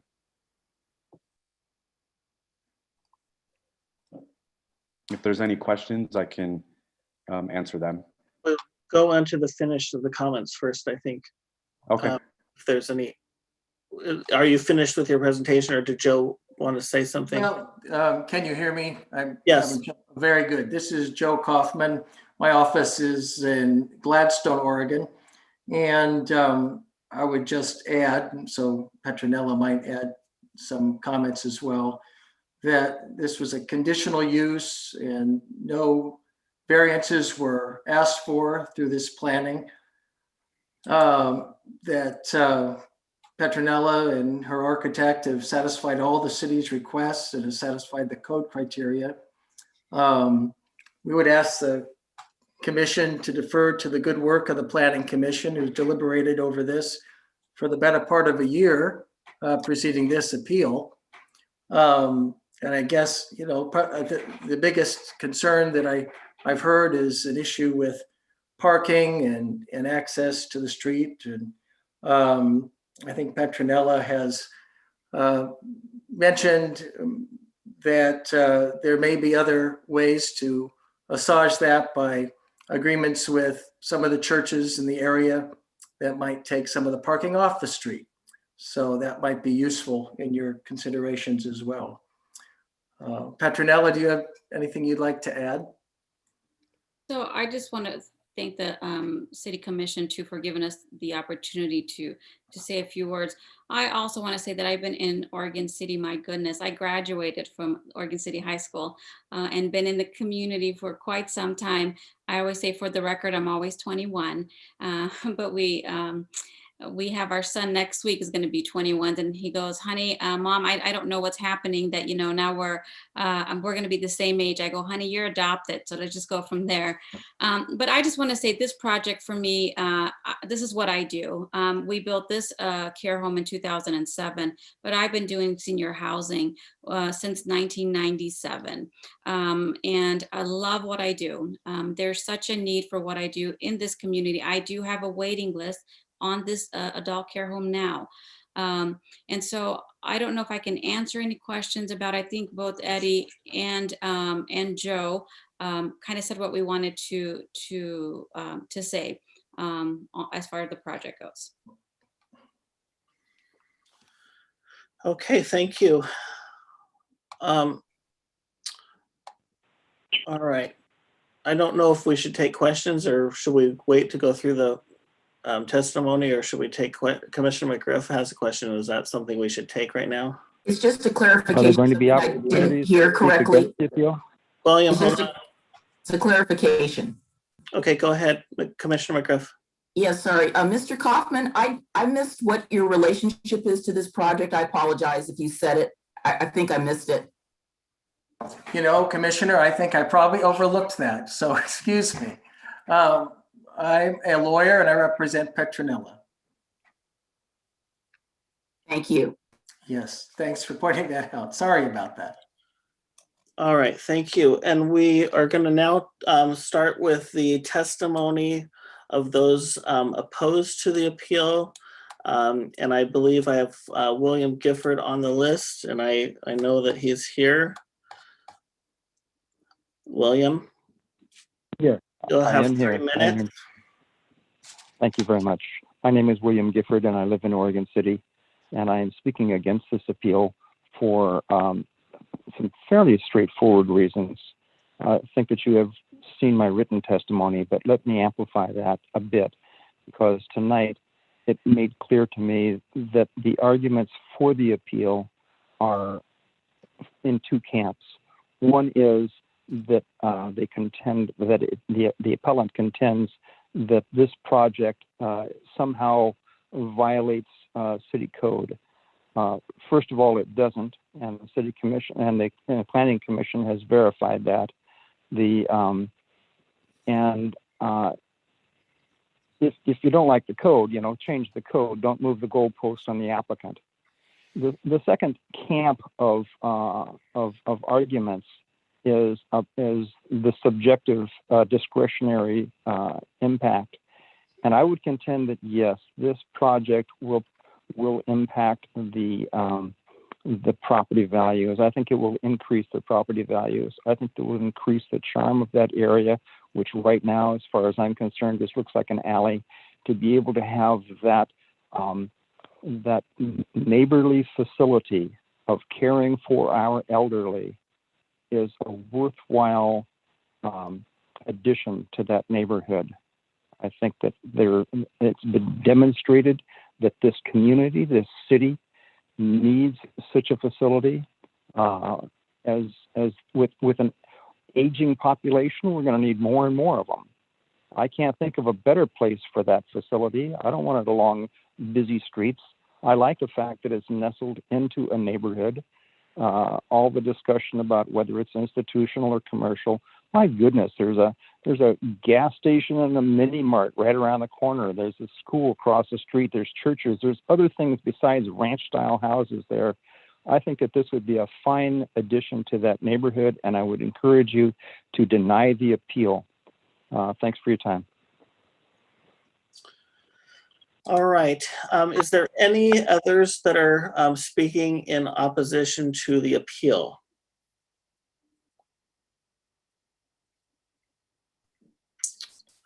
All right, hearing none, we now move into the rebuttal. So we have, Rocky?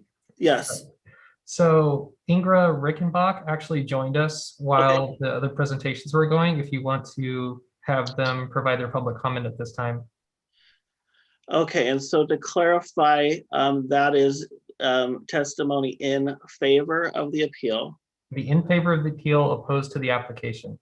Okay, and Ingra will have 3 minutes. Ingra, there is a clock that is on the screen too that you can see if you introduce yourself in the city of residence, please. You have 3 minutes. Okay, thank you. My name is Ingra Rickenbach. I live in Oregon City, and I also live on Warner Parrott Road, which in the block up from where the expansion is being requested. And I am concerned about how facility that is that large will be compatible with our neighborhood. My husband had been in a facility for Alzheimer's, and I know it had off-street parking, but it was hard to find a place to park to go see him. And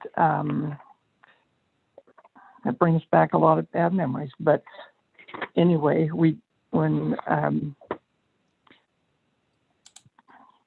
Mr. Gifford just said that it would be a fine addition to our alley, I am offended about him calling our street an alley.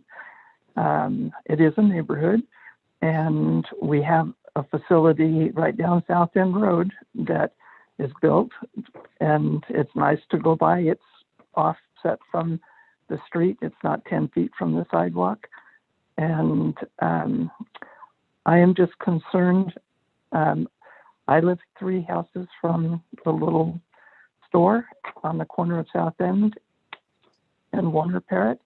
And if I don't back into my driveway, it can take a long time to get out.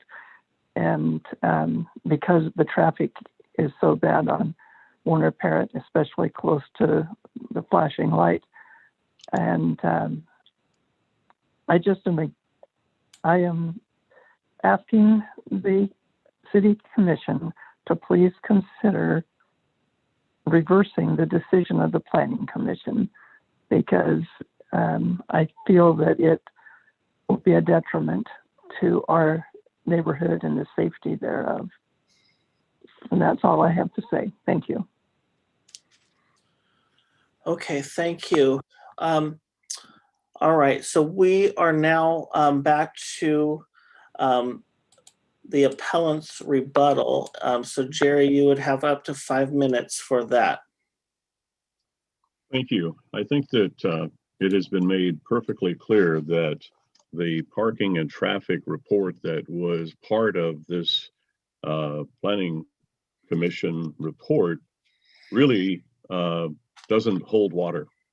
Once again, if you take a look at one of the pictures that one of the neighbors shot with only 3 vehicles parked on Warner Parrott and trying to leave Boynton, you cannot see oncoming traffic, and that's only 3 vehicles. Now, when we have games at Chapin Park, people are parked all along Warner Parrott, all along Boynton, all along Glacier. And as I said earlier, I have seen and witnessed where emergency vehicles could not get to the park because there were vehicles double parked on Glacier. In fact, this afternoon, I didn't have the opportunity to go up and inspect personally, but there was an emergency vehicle parked on Warner Parrott because they couldn't get into the parking lot at Chapin Park. So that is definitely a problem, parking and traffic. I think that we need to look at what the intent of the city codes that we're referencing is. Do we want to turn this into a commercial neighborhood, or do we want to keep it a low density R10 neighborhood as it is zoned? And I think that's the key right there, is what is the intent of the code? Otherwise, why even have a code?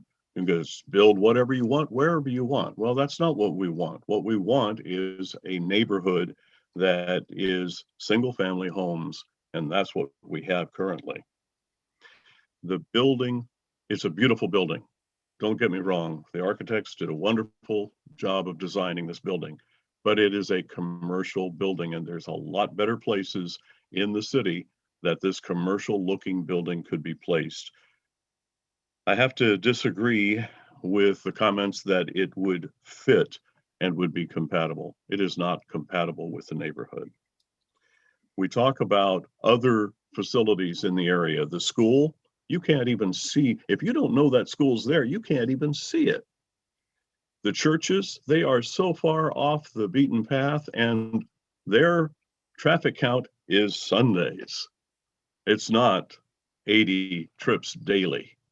So, the schools, the churches, they don't have the impact that this facility would. So in conclusion, I think there's a lot better locations where this facility could be. And We have a low density R10 zone neighborhood, and I think we should keep it that way. Thank you. All right, thank you. And now we have 5 minutes for the applicant's rebuttal time.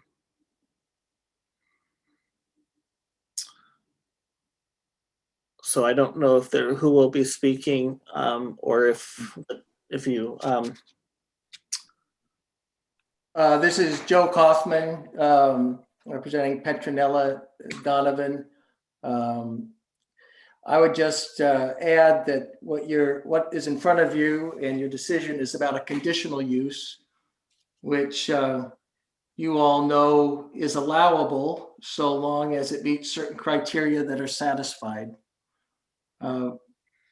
Petronella and her architect have taken pains to satisfy the written requirements for the Planning Commission and have gone above and beyond, we think, or at least satisfied the concerns of the neighbors as they voiced them in the hearings at the Planning Commission, and even those that were voiced this evening.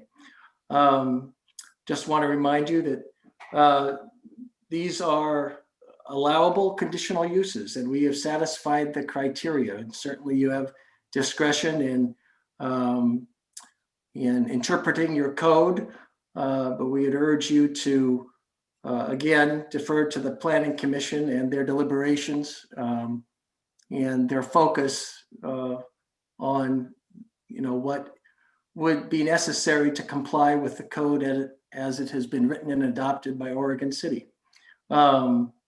Edward, do you have any additional comments? I don't. You actually touched on what I was going to say. Thank you. Rocky, can So I? I have a comment, if I may. Go ahead. Yeah, I was just gonna do, there was the comment that was made about the fire trucks not getting into Chapin Park or getting into the site. We've had the emergency vehicles called at our facilities many a times. They choose not to come into the facility. They choose to stay on the street.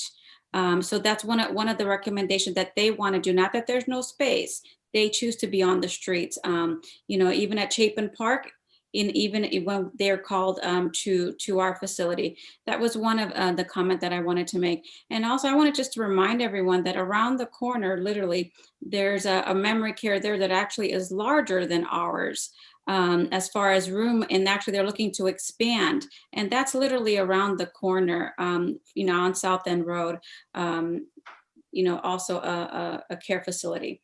So, it's in the existing neighborhood as well. And I think that's all I had. Thank you. All right, so I think that wraps up the applicant rebuttal. And so now we have, we'll take time for some discussion and questions from the commission. Commissioner McGriff, I see your hand up. I'm not sure if that was from before or if it's a new hand. It's not a new hand, but I guess, are we closing the public hearing? Well, it depends on, there's a possibility to continue it depending on where the commission is going with this, but I'll ask our city attorney. We would wait on that before we would kind of need to know the direction before we close the public hearing, correct? Well, I think that right now, the question for the commissioners are, do you have questions for the parties? Do you have any questions for the parties? If you don't have questions of staff or the parties, then it would be appropriate to close the public hearing now, deliberate, and then if you decide you want to continue it or reopen the record, then you can do that. Okay, so let's do, is there any questions for any of the parties that testified from the commission? Commissioner O'Donnell? Mute. I have a question for Pete Walter because I've seen this reference. I want to make sure it's either correct or incorrect. does the fact that this facility will operate as a memory care facility move it into the category of commercial?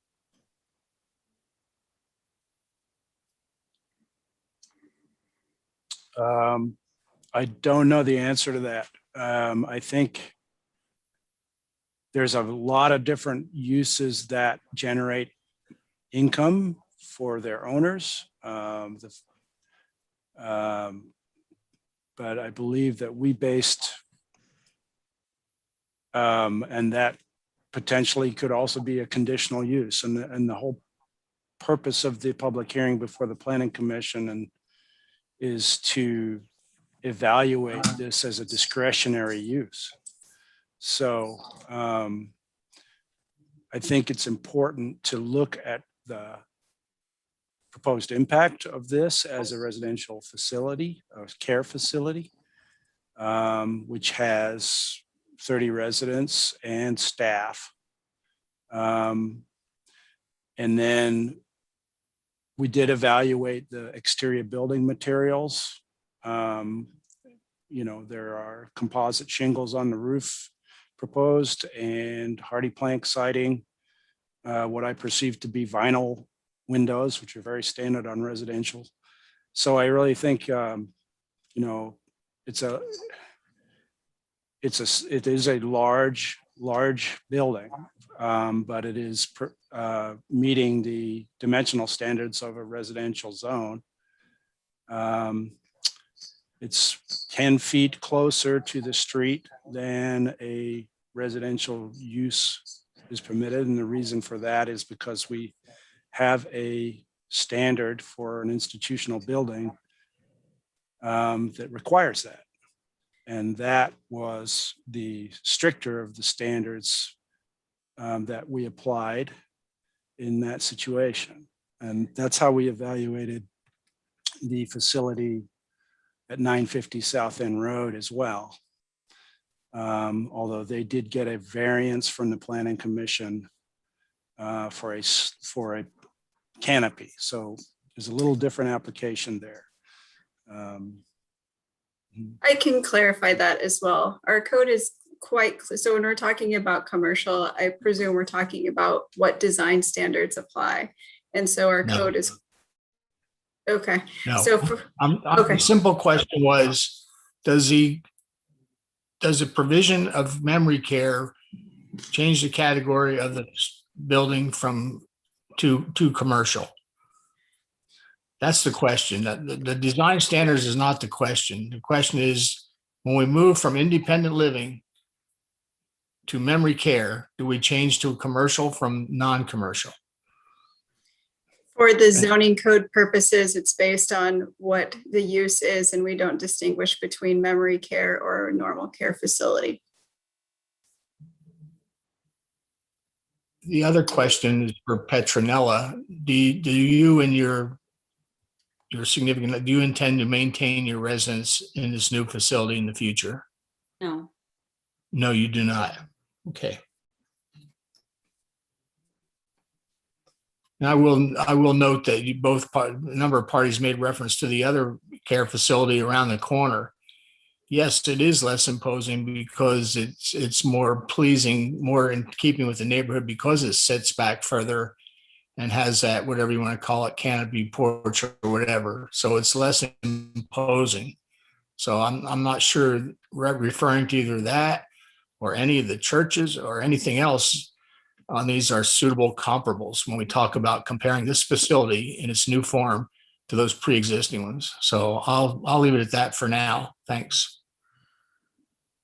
Okay, before we move on to discussion or any other questions of staff, do we have any more questions of either the appellant or the applicant? Commissioner McGriff? I don't really have a question with regard to that question, but I wanted to ask the attorney. So if we close the public hearing, do we still have the opportunity to ask staff questions regarding their statements or the staff report? Yes. So I don't have any questions for the applicants, the appellants, or anybody that testified, but I may have additional questions for staff regarding the specifics of the report and their statements. So I'll just close. Okay, so if there is no other questions for the those that gave testimony, in terms of the public, we will close the public hearing and we will go into our discussion. Any questions of staff or discussion in general from the commission? Commissioner Lyle Smith. Thank you. So it would be helpful now that we've heard everything, or maybe Ms. Richter to review the very limited things that we are required to consider and things that we're not considering, because I understand anytime we've had an appeal like this, it's always very frustrating for the community because we have very strict and specific rules about what criteria we're using and how we're making our decision. And whether or not I agree with it or not, sometimes it just is the rules that we have to work within. And so I think that would be helpful. And then, at some point, maybe we consider a 5-minute break. So I'll leave that up to Commission President when we do that.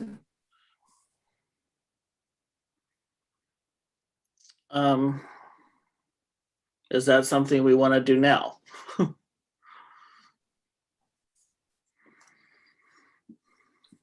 It depends on whether the other commissioners are not clear about what it is we can review or not review.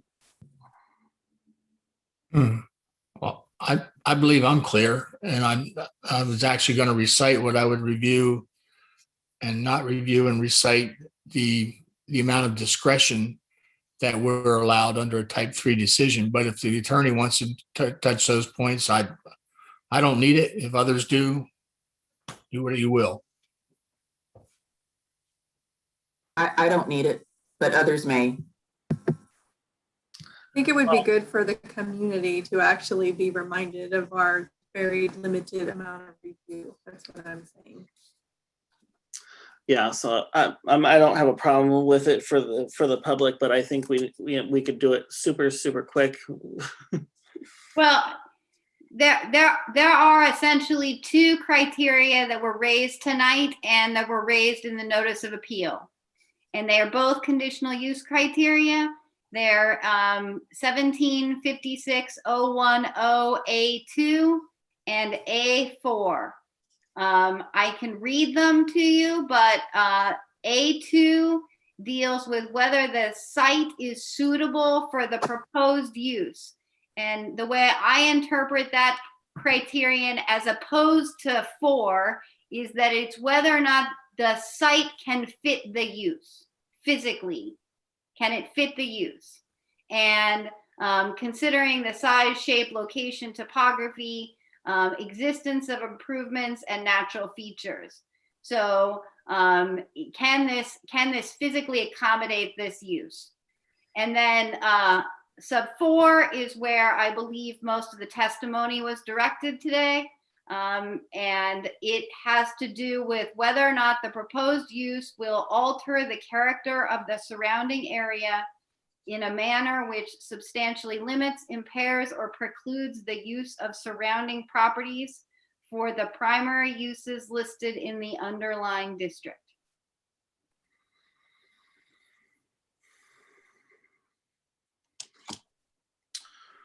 All right.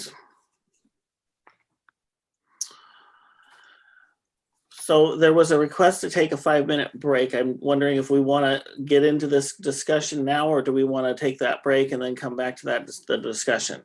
I'd like the break, please. Okay, so it is 8:56. Let's take a 5-minute break.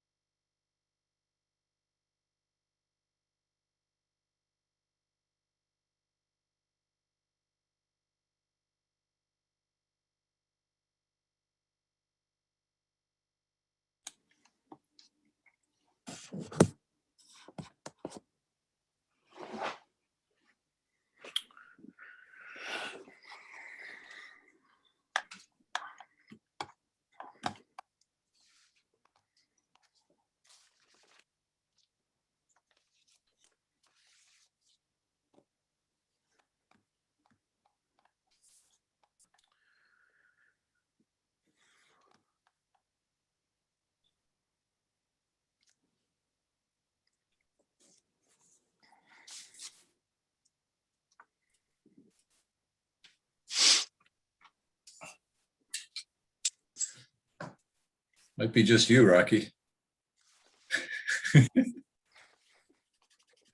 Yeah, I'm gonna let Rocky just do everything. Guys later.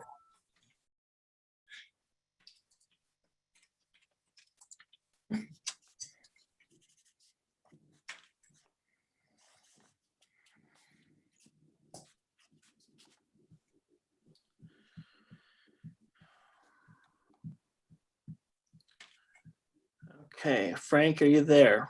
Yes, sir, I am. All right, is staff ready to go? We're still streaming and everything. All right, so I think we're good to start. Again, we're on item 8A, continuing the discussion, questions from the commission. All right, any commissioners have questions, comments, or direction?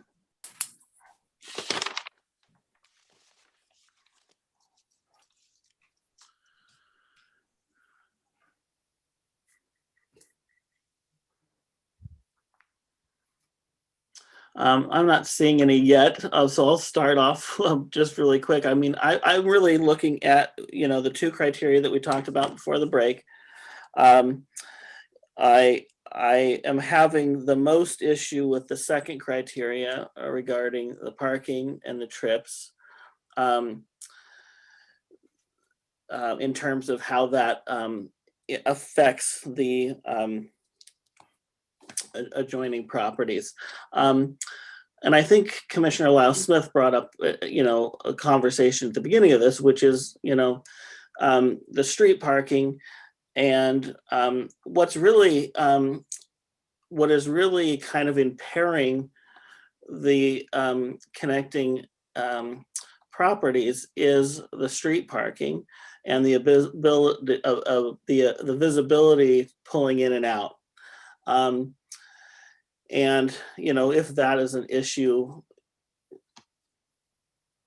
having some sort of buffer on the driveway is how people close, because technically, I mean, when you park as close to the driveway as possible, that's when you can't see. And so is there a spacing thing that can be addressed if that is an issue in the future, which would reduce that impairment on the other properties. The other issue is whether or not the trips itself is an impairment. And, when we're talking about churches and we're talking about the other different uses in that neighborhood that are non-residential, they have large parking lots that are accommodating those trips. And so, that's the only criteria that I'm really kind of, concerned about. I do, take the point of the size of the structure in comparison with, one of the other facility that was mentioned and how that's, more conducive to the look of the overall area. But I'm not sure that reaches the level to me of a substantial issue. So that's kind of where I'm at. I'm kind of trying to work through the how much do I really think that the on-street parking and the trips impairs the local properties. So I'm anxious to hear what other commissioners have to say and see if there's direction here on those. All right, I'm still not seeing hands. Any questions, comments, Commissioner O'Donnell? So I'll go. I've got a lot of thoughts, and it'll give other commissioners the opportunity to gather their thoughts. First, I appreciate Ms. Richter's summary. She's absolutely correct. There's 2 points we're going to consider tonight. And the first one is a suitable site. That's not arguable. I mean, they're talking about topography and size. You can't take issue with that. So that's off the table for me.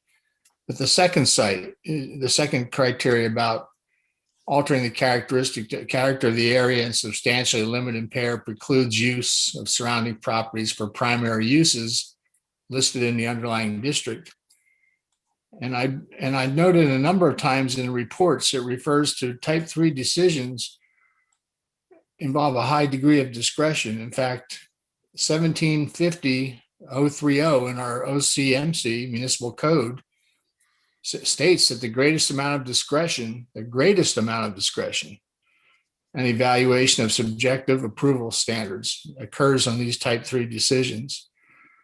So tonight, when this is all over, we're probably either going to deny or approve, and maybe Ms. Richter could speak to this later. It appears that either way we go, both can include modified conditions, and she can clarify that.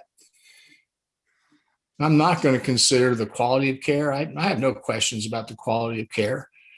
I'm not going to consider the need. I'm not going to consider the question, would you want this facility next to your home? Those are not questions for this commission to consider. They're not viable questions. I do struggle with the scale of this building, bumping it up from 6,000 square feet to 17,000 square feet. I watched the planning commission struggle with the front yard setback. And if you look at the diagrams and the pictures, currently it's 39 feet back. It's not very imposing. It's actually quite pleasant. And now we're going to bring this giant monolithic structure within 10 foot of the walkway. And I watched the other commission discuss that at length. And I actually thought at that point, the Donovan's architect was willing to modify that to make it more attractive. And then that discussion got lost, as they often do. So there's the size and situation and character impact, that second criteria, the substantial impact. And it talks about use. And I feel that one use of anyone's property, because a home is the single largest investment you will ever make for most of us. And one of the things that investment involves is the ability to sell it and generate personal wealth. And does the property become less desirable because the adjoining properties that are now proximate to it are so imposing, so large, so in your face large?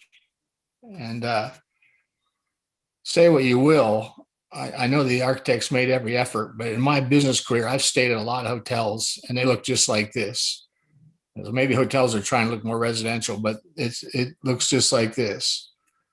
And it's overwhelming, and it overwhelms the other properties, especially due to the setback. I think it could be more pleasing, like the other facility around the corner that sets back and doesn't get in your face so much.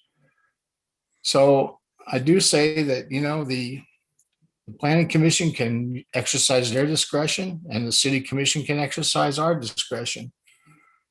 I'm disappointed that the city staff can't answer the question about, does a memory care facility constitute a commercial facility?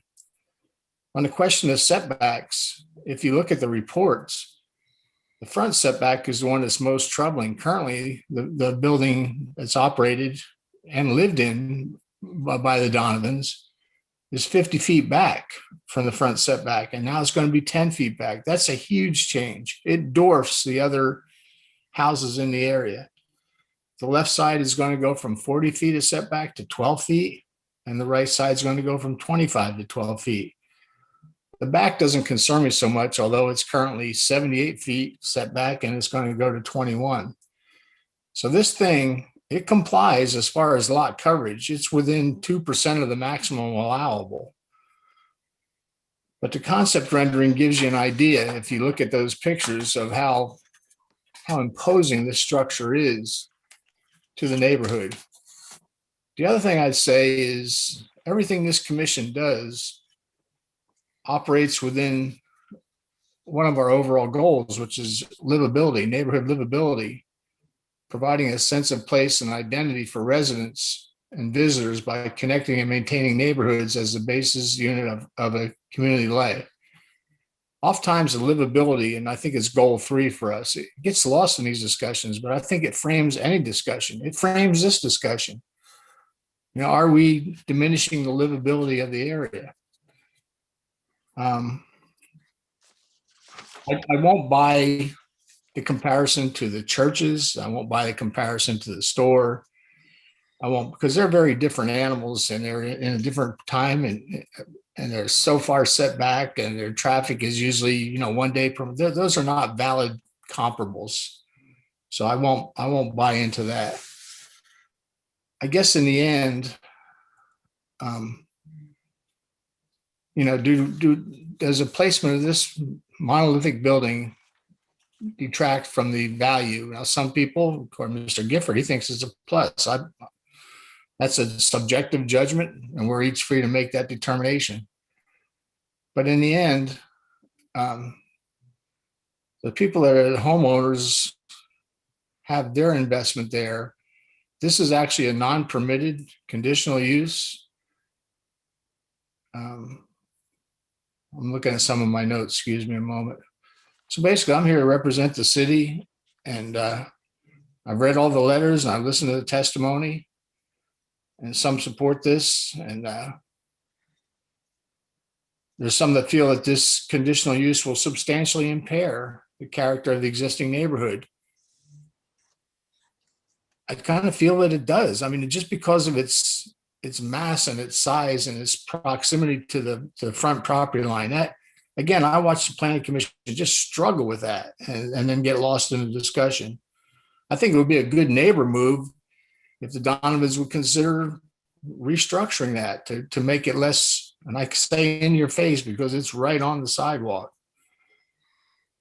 And in the end, you know, those people that live there, and it won't be the Donovans, it's not their residence anymore. They're not going to live there. The people who live there aren't going to share the same lifestyle as the adjoining homes. So the imposing the size, the appearance, front location of this building, very arguable that it would substantially impair the character of this community and preclude the expectations of livability the citizens have. So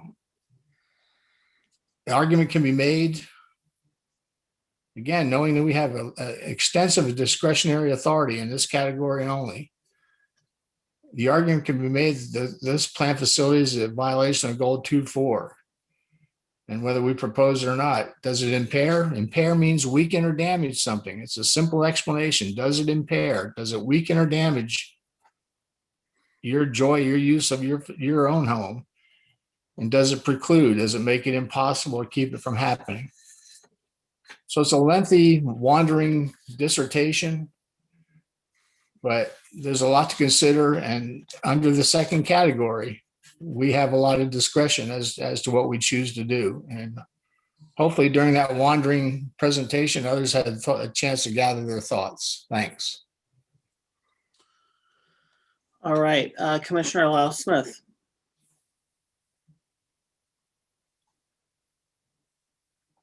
I had to get my mute button. Yeah, I would agree a lot with what Commissioner O'Donnell stated. So for the parking and the challenges of pulling out in the street, I feel like the neighbors are expressing an existing issue of being able to pull out onto the street right there. And therefore, that should be something that we take up in a different meeting as we would any other time, that we then talk to Mr. Lewis about or talk to Laura about, you know, maybe there's some restrictions we need to put in place to kind of help that situation. So that I kind of would set aside because I think there's other remedies for that. For the parking spaces, I find it interesting that they have they've agreed to the maximum that is allowed in that zoning code. So if we feel like we want to require or were concerned about the number of parking spaces, I think that there were some options. There was an option there that has not, that the applicant has not gone to or considered. I'm not sure how you want to say it. There is an option there that could allow additional parking spaces. So, so I can check that box and move that out, because I think there's an option there, again, to address that concern. I do agree that the size of the structure is very concerning. Yes, it's allowed. Will it look out of place? Yeah, it probably will. And I can say, you know, the whole idea of whether or not we like it in our own neighborhood. I have a group home that's 4 houses down from me that has special needs or adult seniors living, and I walk by it every day. It doesn't cause a problem in my neighborhood. I don't notice it. But one of the differences, I was trying to think of the differences, is that's the massing of that home fits with our neighborhood. There's no giant structure there that's making it stand out next to those surrounding houses. It's also on a very small neighborhood street, and I don't consider Warner Parrott the same transportation line. They're just two not even comparable roads. So I too, I'm struggling with the mass of the building. I know it physically fits and it's allowed, but whether or not it substantially impairs or precludes surrounding uses. So then I was considering what other businesses were there. If you actually look online at OC Web Maps and you look at business licenses, there are 3 other business licenses, 2 complete right next door that to this property. So they already are running businesses right next door. The structure may be different, but that has not been brought up. I don't know, maybe I'm not allowed to bring that up in here, but there's other businesses that are going on. It's no different than the gas station or the church to me, where there's other things going on in this neighborhood that are right there. So I'm just trying to balance all of these factors. And I'll just stop there. That's where I'm at. I am still concerned with the mass of the structure. That's my biggest concern. All right, Commissioner McGriff. Yes, thank you. We talked a little bit about the, I don't know if it was entered into the record, but Ms. Richter tell me or not. So there's been several discussions about the residential facility that is on Amanda Court and South End Road. And I guess I don't technically consider that around the corner, it's down the street. And I did participate in that application as a planning commissioner, and some of the same things that are being brought up here were brought up there, but again, it's a little bit different situation. So what I'm looking at, folks, is basically trying to balance the needs and concerns of the residents with the needs and the concerns of the applicant and what they're trying to do. And I guess the crux of it is that we've brought up over and over again, as was pointed out by Mr. Coughlin, it is a conditional use. And that means it's conditional. Doesn't mean it's allowed. It means it's conditional if it meets all of the standards and criteria. It doesn't say that you get to do it just because it's listed. So I'm looking at a couple of things here with regard to the application.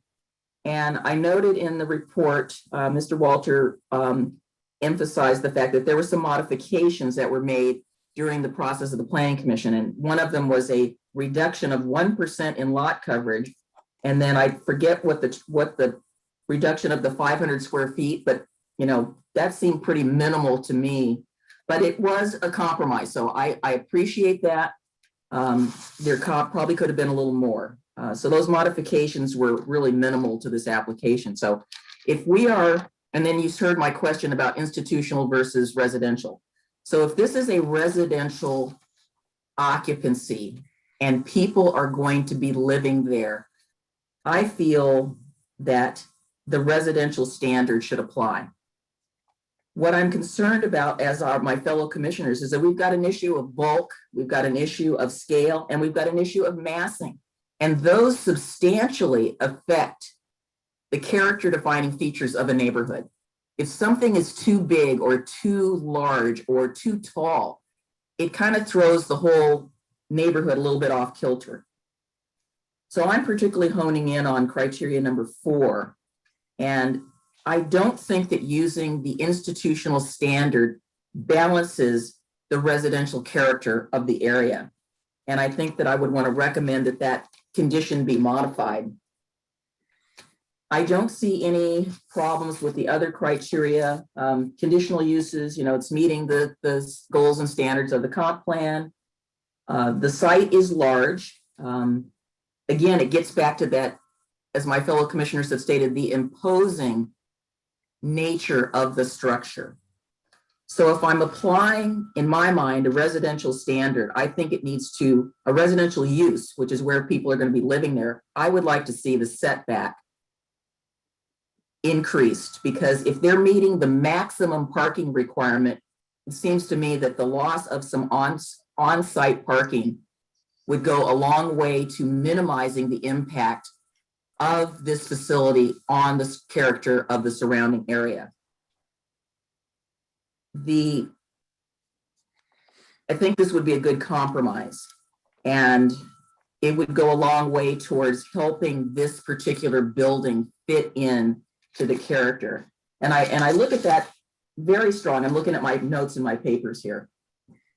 I don't think that it precludes uses of the property because they're all residential. And since this is going to be residential, to me, that's in alignment.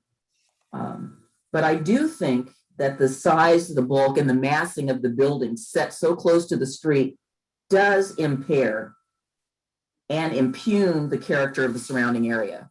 It's just why I'm going to recommend that we increase the setback so that it better fits a residential character. The one question I did have, Mr. Walter, is that I know this is going to sound a little absurd, but I know bicycle parking is required. So, is there an opportunity for an employee or someone visiting the site? So let's say I have somebody that I'm visiting there. If I want to ride my bike, am I going to have a place to park it? Yes, there is a bicycle parking space in the site plan.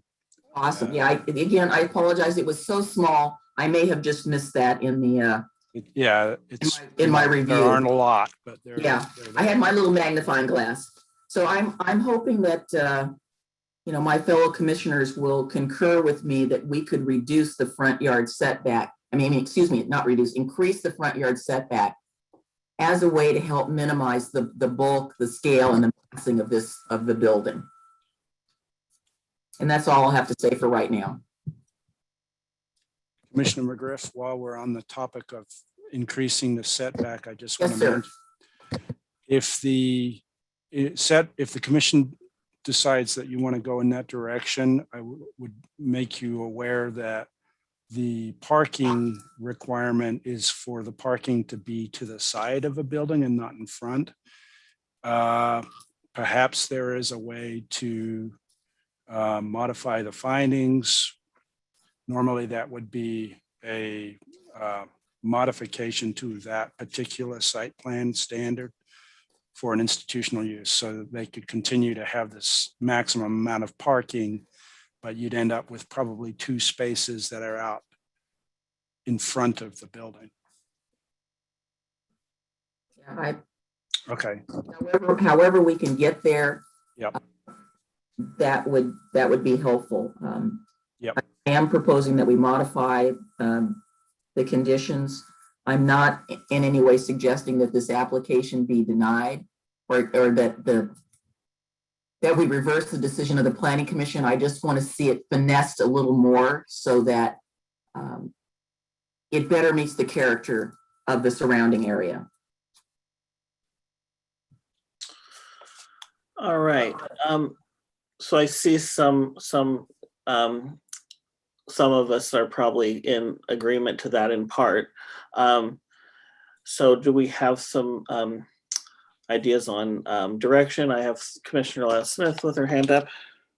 Well, I'm a question of clarification of what Commissioner McGriff is proposing. So what would the setback change be? Are we talking about changing it from 10 feet to 15 feet or 12 feet or what? I think I would like to suggest that it be anywhere from a minimum of 15 to a maximum of 20 to better match the setbacks in the residential area. I think Mr. Walter told me that if the building had a porch, you could go 15.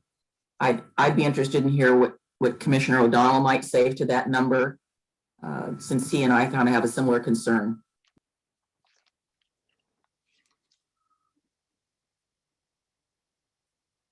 Well, I think the setback is the single biggest thing that could make this whole thing more palatable. I'm not sure what the adjoining houses are. It doesn't necessarily have to meet those, but it's so imposing because of its mass and bulk and facial frontage. I think 15's light. I'd like to see 20 or even more, but I don't want to be overly burden the ownership either. But I want to try to maintain some similarity between the adjoining homes, and I don't know what their setbacks are. And I'm sure I can't extract that from others because that testimony is not allowed right now. And I will say, when I watched the planning commission discuss this, the architect for the Donovans was willing to do that. And then the conversation got derailed. So perhaps they could confer and maybe put forth an offering. It would be a good neighbor type offering, and it would make the whole thing much more palatable as fitting into the community and keeping with livability and the goals that we express in our commission goals. Thanks. I asked Mr. Walter a question, Mr. Commission President. Yeah, but I'm not sure if Commissioner Lyle Smith was finished. To Mr. O'Donnell's question, I'm looking at the aerial on page 9 of the staff report. Okay. Get my direction going here. Where's the street? Okay. Okay, there's the street. Sorry, I got to turn it upside down.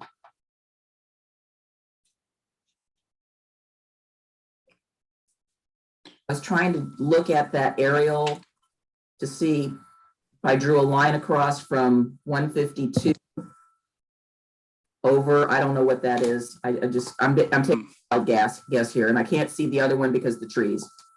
Yeah, it looks pretty close. As 152 is very similar to 182. That's 2 houses over. So that's about 40 feet. Yeah, that's a little too much, but yeah, I'll go with what O'Donnell said. Commissioner Lyle Smith. Thank you. I guess I'm just not sure that, the setback is going to check the box of, I mean, to me, it seems like it is a massive structure. When you go from 5,000, you go from 5,000 square foot to 15,000 square foot, that's still a massive structure. And, if someone were to build a house that was one of what the planning commission was talking about, like if someone were to come in and build a 17,000 square foot house, that it would be allowed. And I'm like, yeah, but if a 17,000 square foot house would be a mansion, it would be like a castle, and we would never think that would be an acceptable size for that neighborhood. So I'm just not sure that the setback would be enough to check the box, I guess, for me, of not really imposing on the surrounding neighborhood. However, at the same time, I think we need to get this pretty right, because we're essentially going to cost the applicant money to probably go back and have to try to revise drawings and revise site plans and do all of this all over again, to try to jump through all of these hoops. And I'm, very, I'm sensitive to that too. So I I definitely don't want this to be a chip away and we keep asking them or try to figure out something that makes everybody happy and just cost them a lot of money. So I want us to be really thoughtful and try to be concise about what we think would work, so that it's very clear and they're not left wondering whether or not we would approve it the next time around, or the planning commissioner, or whatever the next steps would be if we send this back for revision. Our city attorney has her hand up. Carrie. Just really quickly, before you move on, I want to be really clear about the language of this criterion, and that I fully understand how you're interpreting it. We talked about substantially limits, impairs, or precludes the use of surrounding properties for the primary uses listed in the underlying district. And I read this: use of surrounding properties for the primary uses listed to mean, okay, if you're a residence next door, you can continue to be a residence. Not whether it substantially limits, impairs, or precludes livability, precludes compatibility. So you all are free to interpret it. I just want to be really clear about how you're interpreting the final clause after precludes, and what role that language plays in this criterion. And I don't mean to be overly legal. I just want to make sure we're using all the words.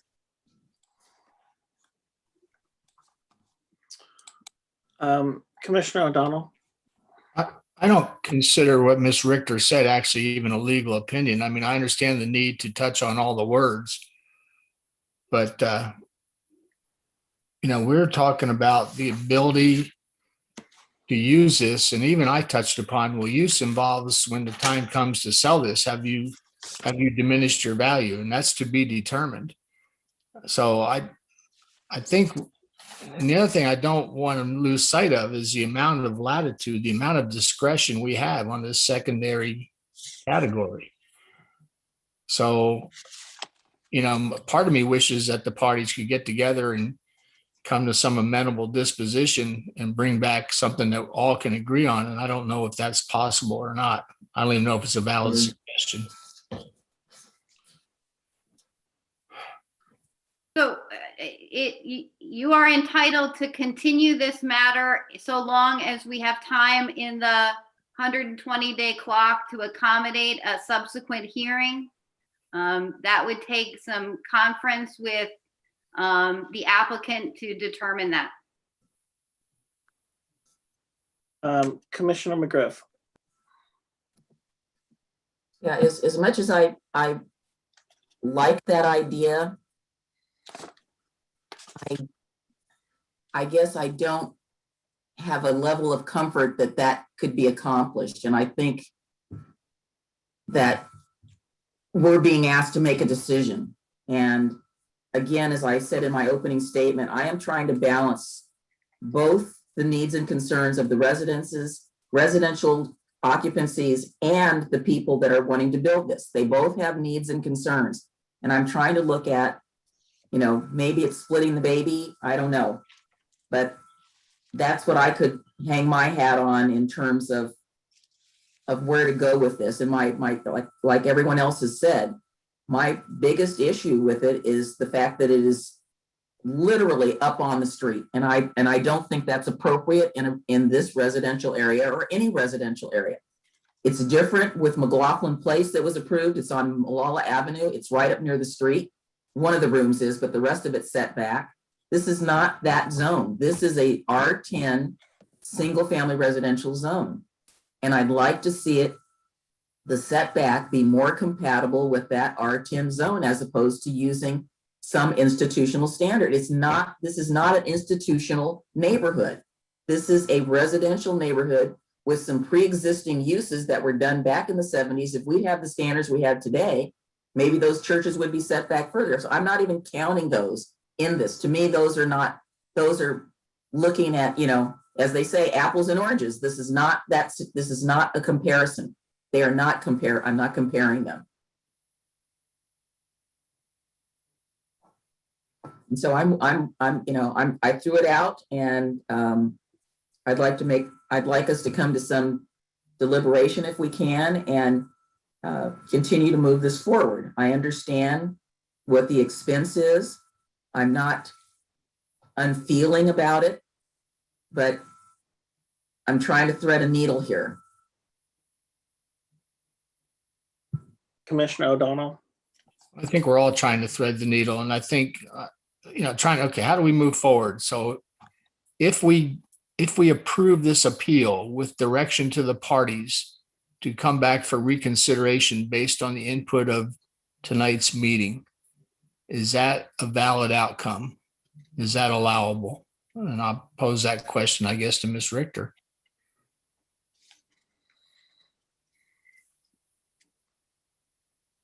Sorry, it is certainly allowable for you to continue this hearing so long as our timeline will accommodate it. And I'd need input from Pete about where we are on the 120-day timeline.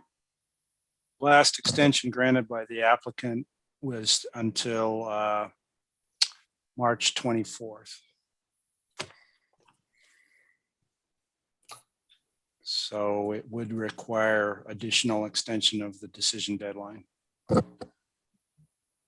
I think the question would be for the applicant, whether or not they are willing to extend the 120-day timeline to talk it over.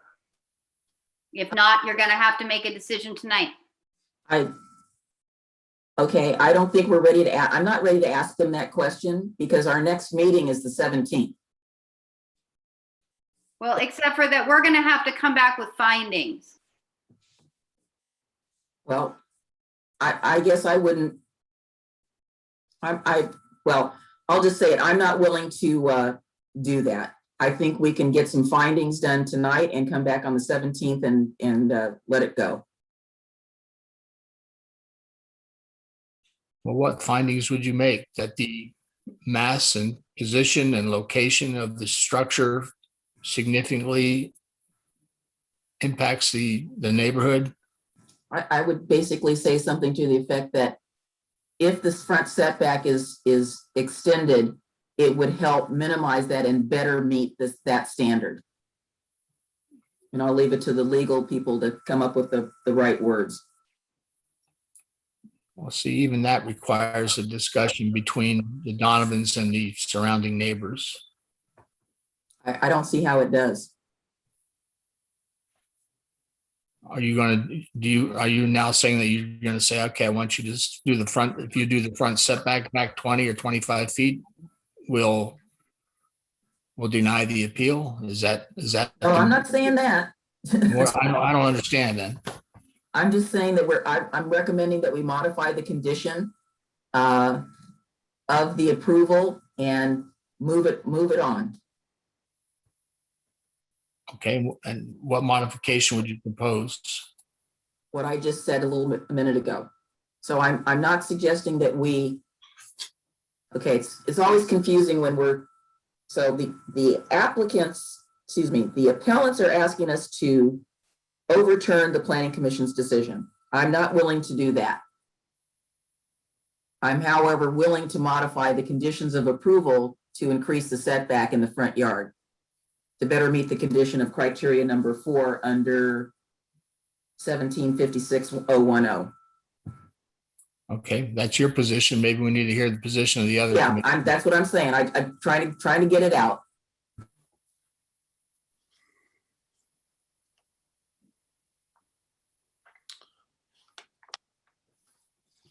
I mean, I heard Commissioner Lyle Smith state that she felt that the mass and bulk was imposing regardless of the setback. So I don't want to put words in her mouth, but that's what I heard from her.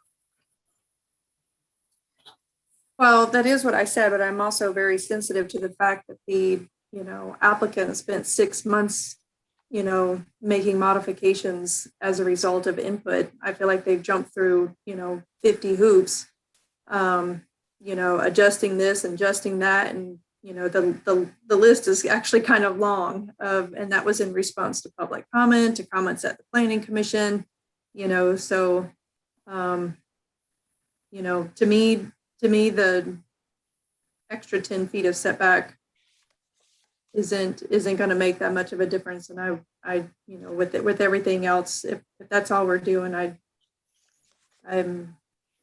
don't feel what else would you like to do? I'm loath to say you need to reduce the height. They're already doing that. No, hold on, Denise. Rachel, would you complete your sentence? You were going somewhere. Well, I was going to where I'm leaning to just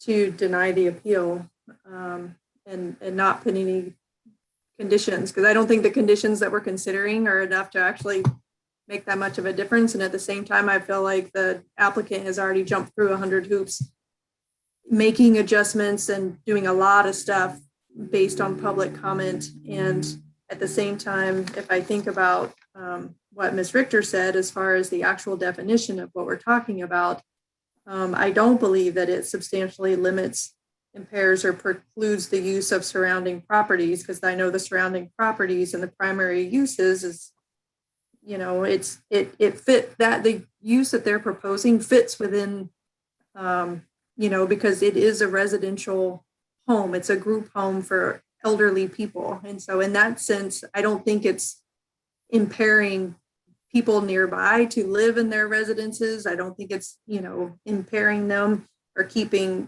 surrounding uses that are maybe other conditional uses from happening. So, I'll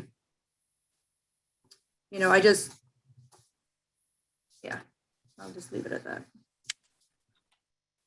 And Denise, so I could understand your position, you would approve the appeal with the condition that the front setbacks are changed to 20 feet or some number?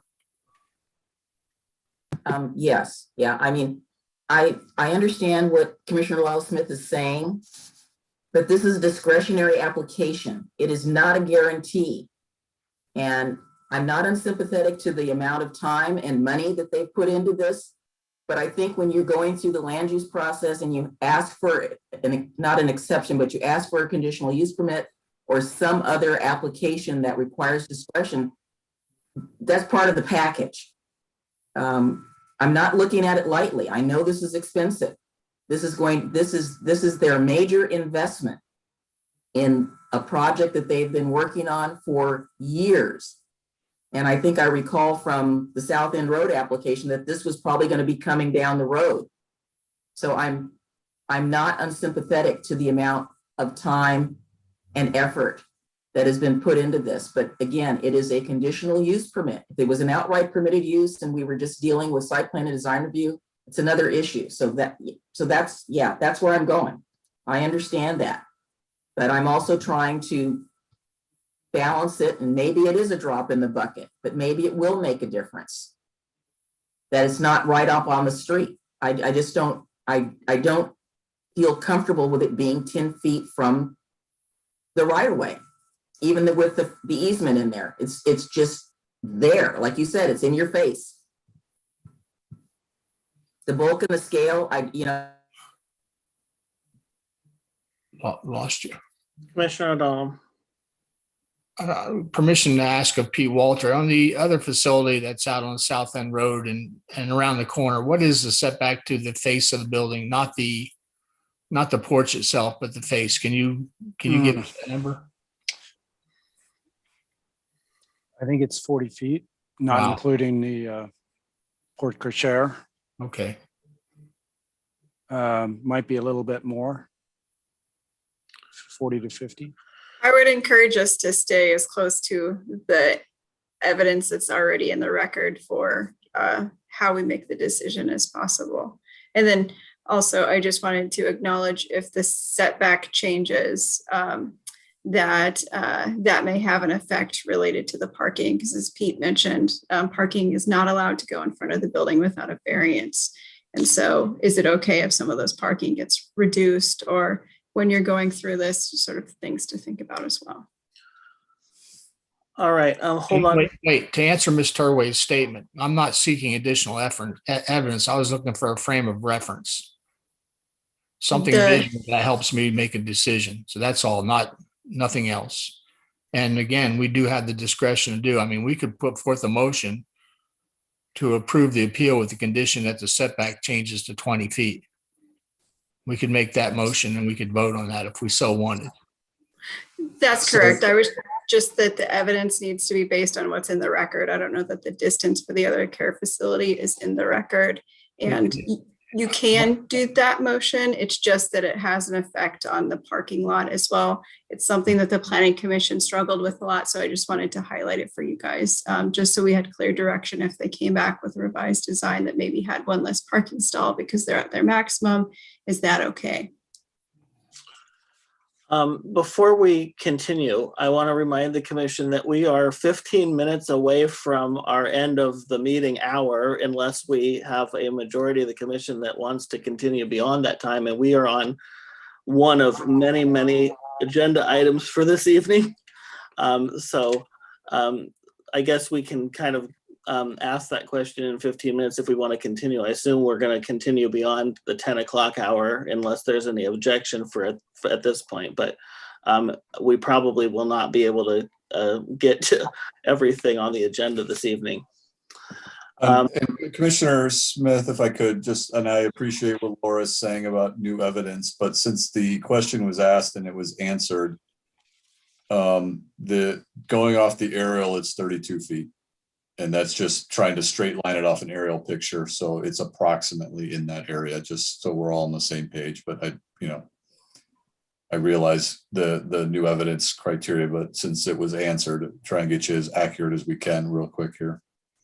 So I guess I have a question is, there was some discussion about a possible change in the setback by the applicants in the Planning Commission process. Do we know what that was? What that option was, or what their consideration was to change on that?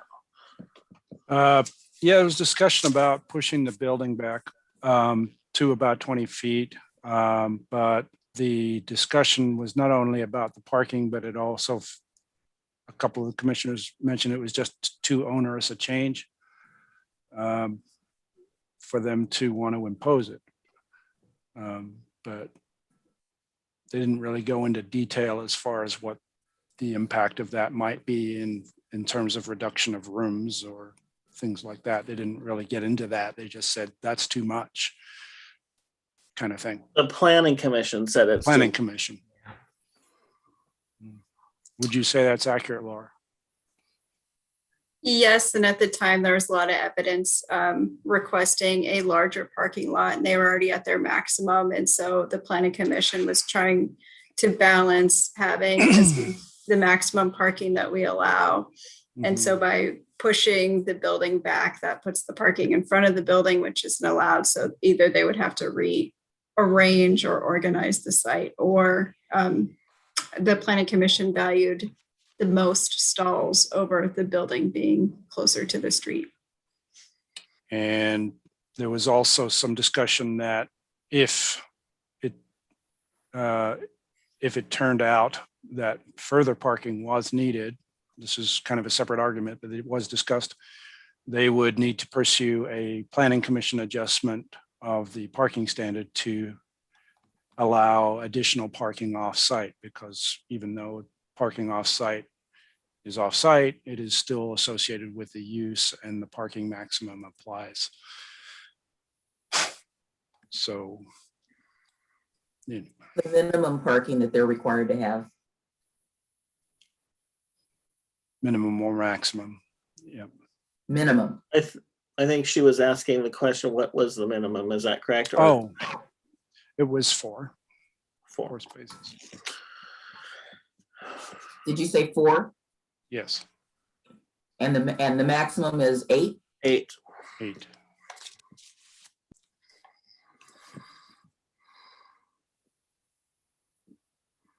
Commissioner O'Donnell, are you? I don't know if Commissioner McGriff was done. Her hand is still I'm up. not sure either. So I guess it's me again. I can tell you that I watched the planning commission discuss this at length, and they actually got lost in a discussion.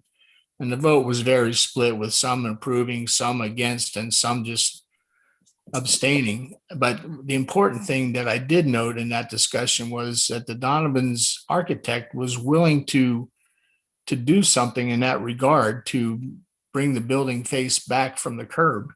And I think that discussion could still happen. So if I wanted to bring this, I mean, I'll make a motion and you can just say yay or nay. I would vote to approve the appeal, or I don't know how to properly phrase this. Would I deny the appeal with the condition that the Donovans move the front face back to 20 feet from the, increase it by another 10 feet? Is that the proper wording? Yes, you would approve the application. With the Talk about it. with the condition that the front setback be increased to 20 feet. Correct. Okay. And what we're going to need to come back with findings to memorialize this on the 17th. Of course. Go ahead with the tentative decision. Excuse me. Commissioner McGriff, did you second that? Or I certainly did. Okay, so it's been moved and seconded, and Can I just ask something to the attorney? Because I think what staff was concerned about was moving that back impacts other standards, parking, right? specifically parking in front of the building. Carrie, is there a way to, are we asking everything to move back the equivalent amount, or, are they through this approving the site plan as proposed just with the building moved back? Or do we need to somehow address the new criteria that's not being met? I think we're going to have to say that the parking will need to be reduced to whatever number brings the parking back to what the new front of the building is, Okay. or the applicant has to get a variance to allow that parking to extend. Okay. And I think we can write that into the condition. I don't know of any other criteria that need to be addressed, but I would defer to Laura and Pete on that.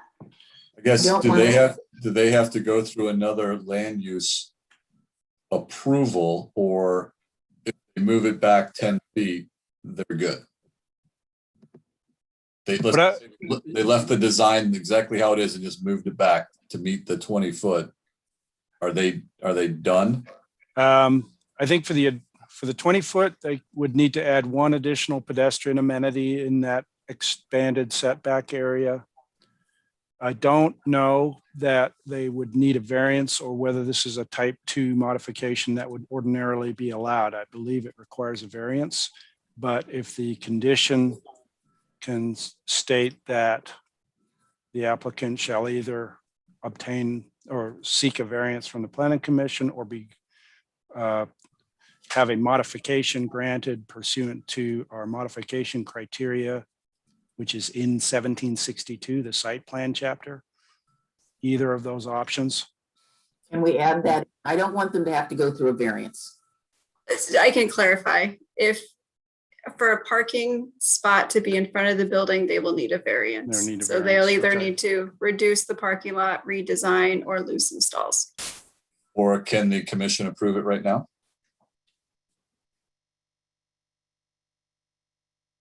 We don't have any variance findings. We haven't done a notice for a variance. Carrie, can you weigh in on that? Yeah, we don't have anything on a variance right now. So we can't amend the application right now. I mean, we can't approve an application that wasn't requested. I don't want them to go through a variance. So if you don't want them to go through a variance, I think the answer is there will be reduction in the number of parking spaces, right? Right. You said we were at the maximum. It seems to me if it's the maximum, you can go down. Is that correct, Mr. Walter? That's correct. Okay. So we had a motion and a second. Is there, Commissioner O'Donnell has his hand up still too? Is that? Okay. I and didn't mean to. Commissioner McGriff does? Okay, so I guess we're at the call for the motion and second that was. All right, Commissioner Frank O'Donnell, Aye. The motion being to deny the appeal with the provision that the frontage moves back to the 20-foot mark, correct? Okay, aye. Commissioner Denise McGriff, Aye. Commissioner Rachel Lyle Smith, Aye. Commissioner Rocky Smith Jr. Aye. Motion passes. So that was a tentative decision. We will return on the 17th with final written findings and conditions for commission approval. Can I ask All a, right. can I ask a question? Go ahead. So when that comes back on the 17th, is there any comments that we're taking from anybody? Any public comment, no testimony, nothing from the applicant? No, the public meeting is, I mean, the public hearing is closed. So there will be no testimony. The only way there can be testimony is if the commission were to decide to reopen the record. I guess I'm just asking because, you know, I feel like we've proposed something and we haven't actually heard from the applicant as to whether or not they would even find this okay. So I'm just wondering, like, if they have any options in this, or like if we had a chance to hear from them, but it sounds like we don't. I think their option is to continue and take the appeal to Luba.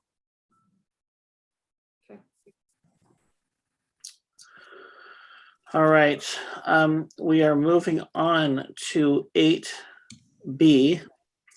Resolution, sorry, what? Sorry, what's the pleasure of the commission at 10 o'clock? Well, I think we could continue on. I don't think we're gonna get through it all. The latest we can continue is till 11, correct? Yes. So does anyone want to make the call that we go to 11:30 or 11 or just what? What's the time frame that we have?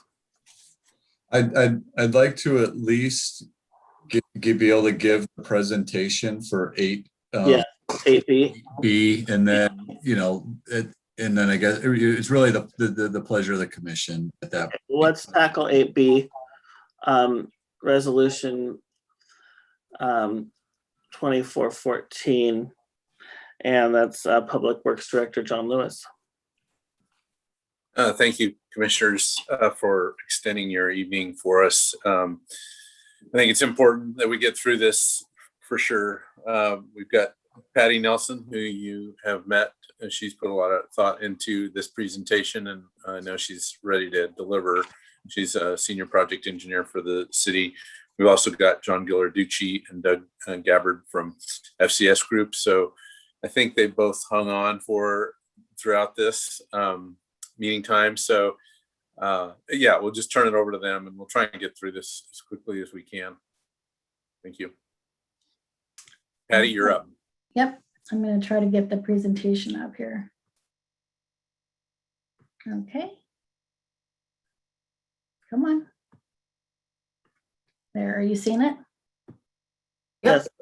Great, okay. Get rolling here. So we're here tonight to talk about the water's system development charge.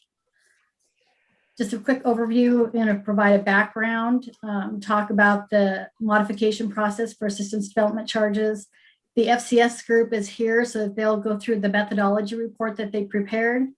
And then we'll also talk about the public outreach that we've done and engagement, public comment that we've received, and our staff recommendations. And then we'll be looking to you to make a decision on the resolution. So very quick on the background, the current systems development charge, last time the methodology was reviewed was in resolution 0421. That was back in 2004. So if the commission wishes to proceed, we would be adopting a new resolution to replace that and repealing that resolution. We've recently amended the water master plan that included updated capital improvement project list. And that's the basis for both the water rates and SDC analysis that we've done. And just a reminder, the SDC rates reflect funding the needed improvements for the growth. Our SDC modification process is dictated by ORS 223.304, and specifically it requires a public notice be issued 90 days prior to the public hearing. We issued that on November 30th. Also, it's required that the methodology report be posted a minimum of 60 days prior to the public hearing. We posted on December 23rd, and today is the public hearing. I'm going to turn it over to FCS, and they will do their presentation.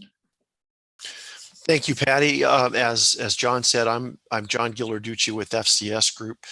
I'm with Doug Gabbard, who is the project manager on this engagement. What I'll do is give a little bit of background on system development charges, and then Doug will get right into the calculation and results, and then I'll come back and talk a little bit at the end about how the charges would be applied, and we have some comparisons for you, comparable charges in the area.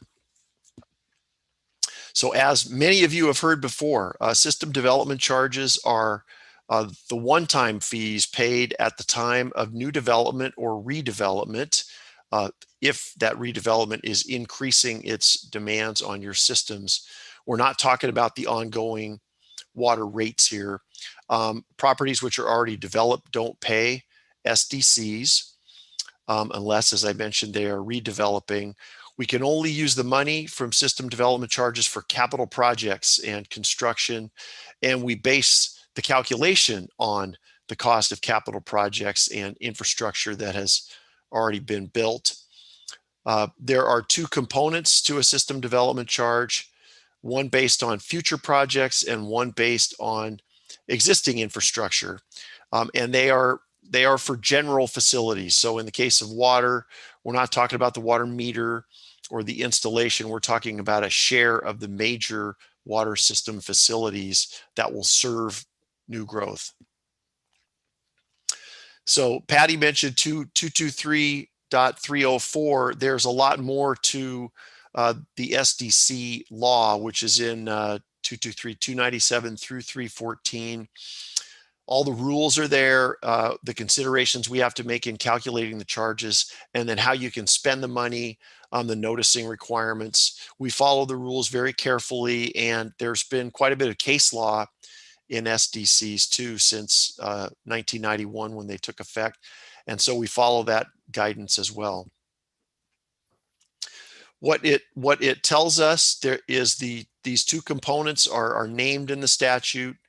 The buy-in to existing facilities is called the reimbursement fee, and we calculate that by identifying the unused capacity in existing facilities. So if there's room for growth in the existing water system, that's what we are trying to isolate, and that the cost of that unused capacity divided by growth, the growth that it will serve, gives us our reimbursement fee.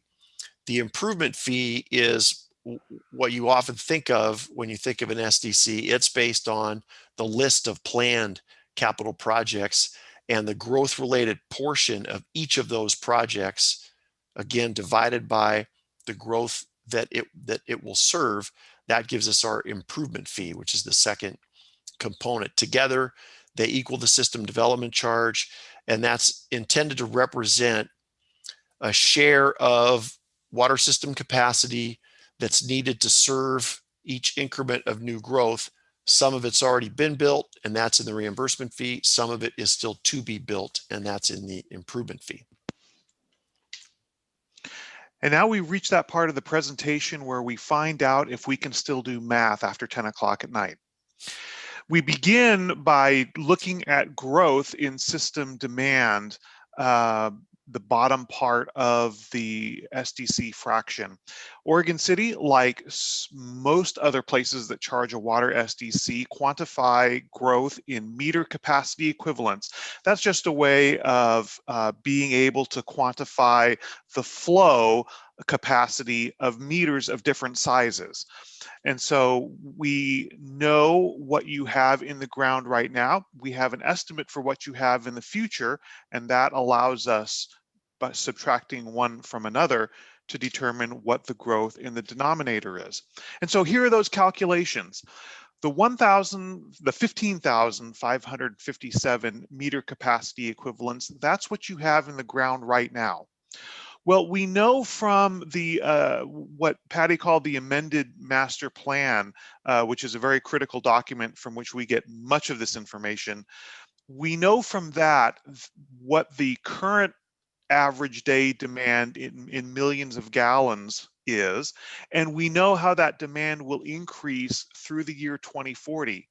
If we maintain a constant ratio of demand to meter capacity equivalents, and we maintain that ratio to the end of the planning period, it's reasonable to believe that we will have 21,320 meter capacity equivalents at the end of the planning period.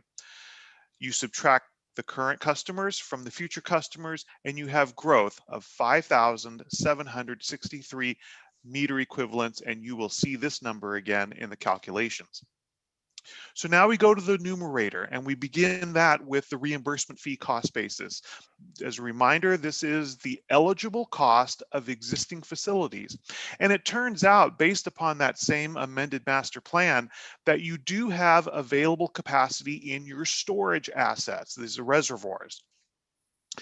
In fact, based upon the numbers provided by the consulting engineer, which is Murray Smith, 39% of those reservoirs represent available capacity.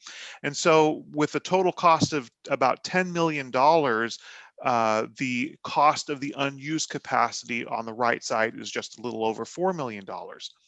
Now we have this other category called general plant, and we think of the general plant as assets that serve all the functions of the utility.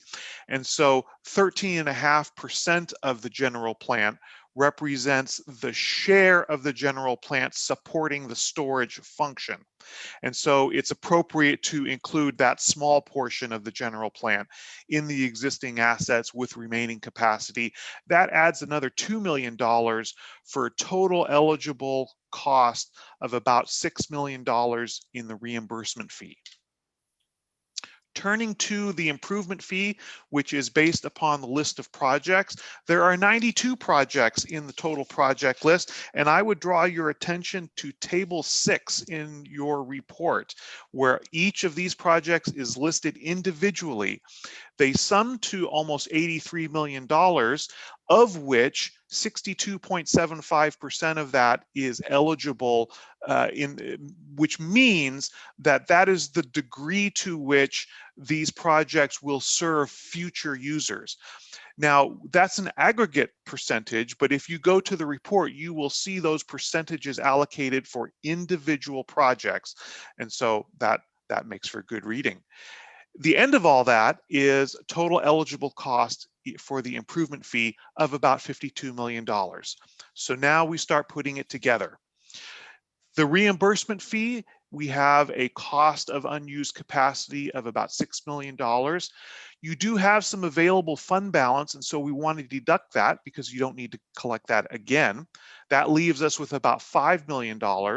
We divide that out by that 5763 meter capacity equivalents that you saw a moment ago, and you end up with $870 per meter capacity equivalent for the reimbursement fee. On the improvement fee side, your total cost basis is almost $52 million. You do have a significant fund balance of almost $3 million, which knocks it down to $49 million. Dividing by your growth in meter capacity equivalents, you have an improvement fee of $8,505 per meter capacity equivalent. That combines for a total SDC of $9,374, but I do want you to keep your focus on the separate charges, and here's why. There is always a chance that the City Commission will decide not to impose the full SDC. That is completely within the Commission's right. There is no legal mandate that the City Commission adopt the level of SDC that we have calculated. The Commission should consider this a ceiling. We advise you not to go above it, but you don't need a finding. You don't need a reason to go below it. You're completely safe. However, if you do go below the ceiling, we would encourage you to think carefully about how you distribute the amount that you are cutting, because we would like you to keep as much of the reimbursement fee as possible. And here's why. Reimbursement fee can be spent on any water project, regardless of whether that project creates capacity for future growth. So you may have a project that just straight up replaces one asset with a newer asset of the same size and type. You can't spend improvement fee money on that kind of project, but you can spend reimbursement fee money. So if there is some discounting of this fee in your future, we would encourage you to think seriously about taking it out on the improvement fee and leaving the reimbursement fee intact. And with that, I'll turn it back over to John. So the way that MCE charge converts to a schedule is shown here. And in the far right column, you see what the city's existing water SDCs are, and then what the calculated fees would be in the middle column there.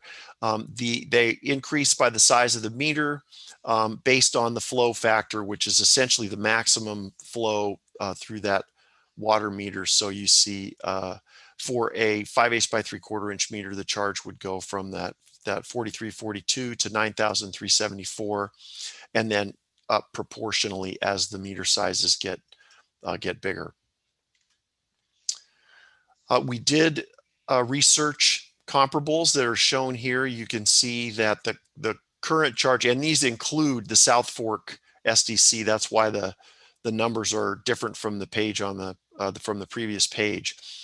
But Oregon City's current charge is, in the middle of the pack, I'd say, in the region, and with this calculated increase would go up, as you see here. Many of these other charges will also be increasing. What we're showing you are the current charges. Couldn't tell you, but for a few, how much they'll be going up. So we always share this information with some cautions because everybody's systems and needs are different. So this is we call them comparables, but they really aren't comparable because every situation is so different. But I know that they're a curiosity. So that's the end of our prepared material. Thank you. Back to Patty. Sorry, back to Patty. Mm-hmm.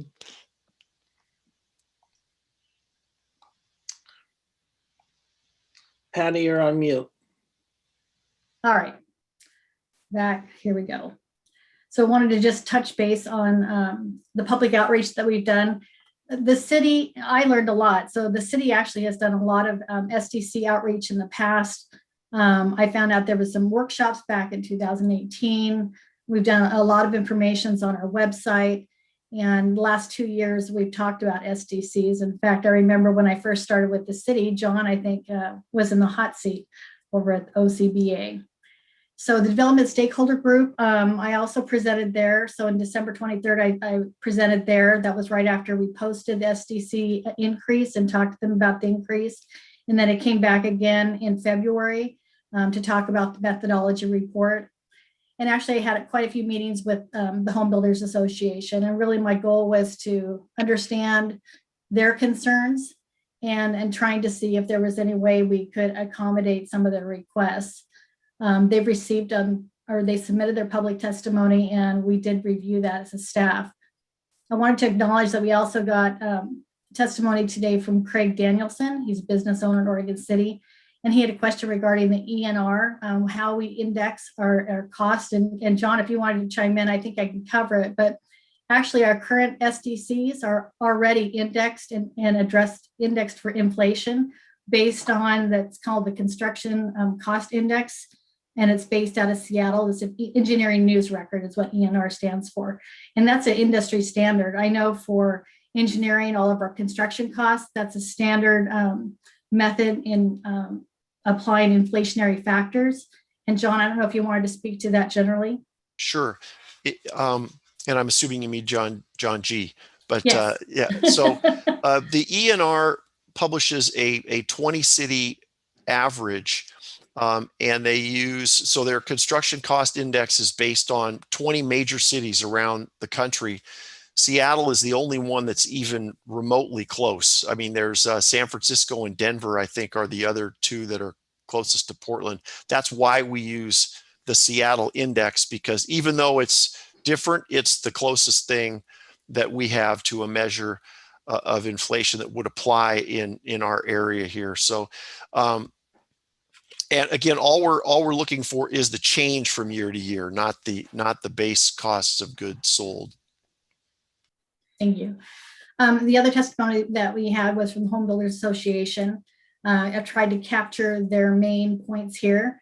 They had a couple proposals that related to phasing in the increases. One of them had to do with actually implementing just a portion of the increase initially. And the premise of that was that they're speculating that a group of projects will not be actually implemented, as soon as we projected. And the reality is, when we develop master plans, we base it off the best information we have.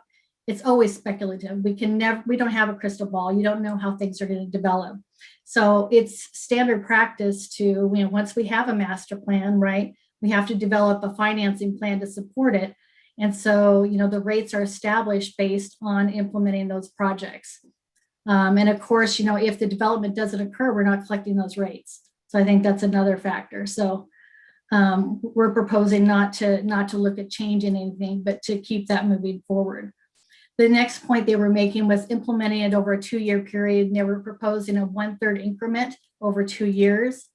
We did discuss that internally, and the next slide, I'll go through kind of our proposal. What we're proposing is 2 increments and not 3, implementing the 50% of the increase initially, and then having it fully implemented by January 22. The next point they were making was collecting SDC fees later.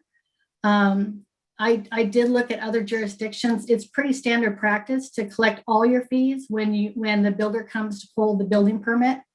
There are some municipalities that have looked at implementing variations of that. I talked to Newburgh, who has recently passed something, and the city engineer there said they've only had it in place a few months, and they don't know how well it's going to go. But some of the problems that can come in is that if you collect the fees later, you're really penalizing the people who are in the process of trying to buy that home, waiting for it to finish, right?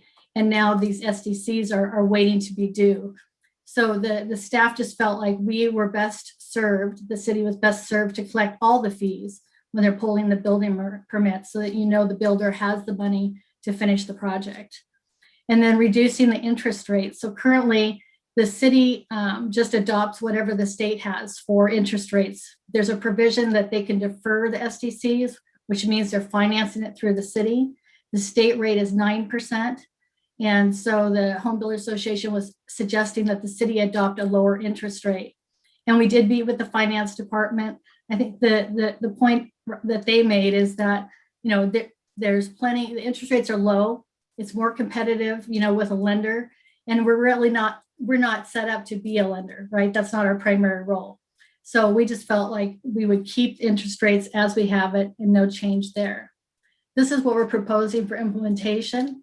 July 2nd, 2021, we would implement a 50% of the increase. And then January 1st, 2022 would be fully implemented. And the asterisk there is just highlighting that every January we apply that indexing, that inflationary factor, and we would be doing that with those rates as well. That's why they're italicized. And if you have any questions, we can answer them. And then this is just the options that are in the staff report to consider for the resolutions, but I believe you have to have a public hearing before that. Okay, so we do have to have a open the public hearing for comment, but I didn't have any, as far as I know, there is no public comment. So if we do that really quick, move on. Commission President, we actually did receive a person, Roseanne Johnson. So if she's available.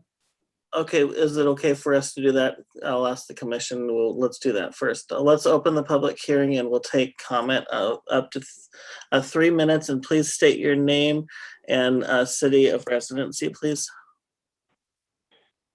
Good evening. I'm Roseanne Johnson with the Home Builders Association of Metropolitan Portland. Just want to confirm you can hear me. Yes. Thank you. I live in Portland. So you have HBA's letter and requests within. I want to acknowledge first and foremost the mutual frustrations around getting infrastructure in place for both current and future residents. The needs are very real, and new members of the community are expected to pay their share of that growth that they bring. And why do I say new members? Well, most residents don't actually see the cost of their impact on the infrastructure, but we know that those costs are part of what it takes to provide them with housing. The difference between pre-SDC time periods and now, when municipalities collect SDCs, is that federal dollars and Oregon's property tax system simply don't or cannot allow to supplement those infrastructure dollars.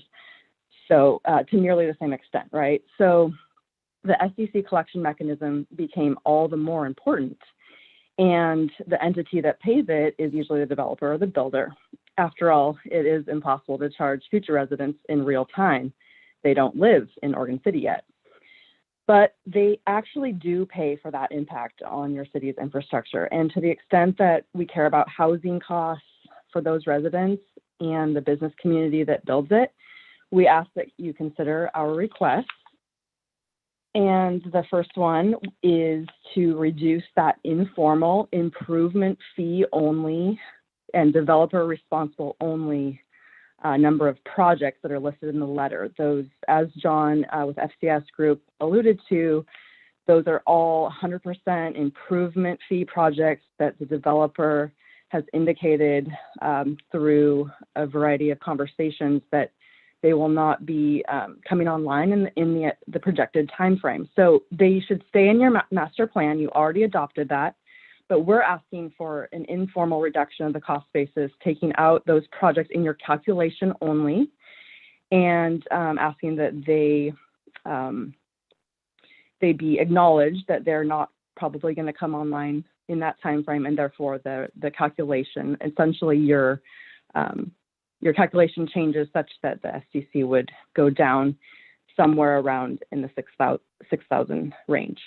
The second request is to indeed implement over 2 years. 1 year is a very short time frame for the financial infrastructure behind developers to adjust in the context of how much lead time that business needs in this industry to invest in the eventual product, which is housing.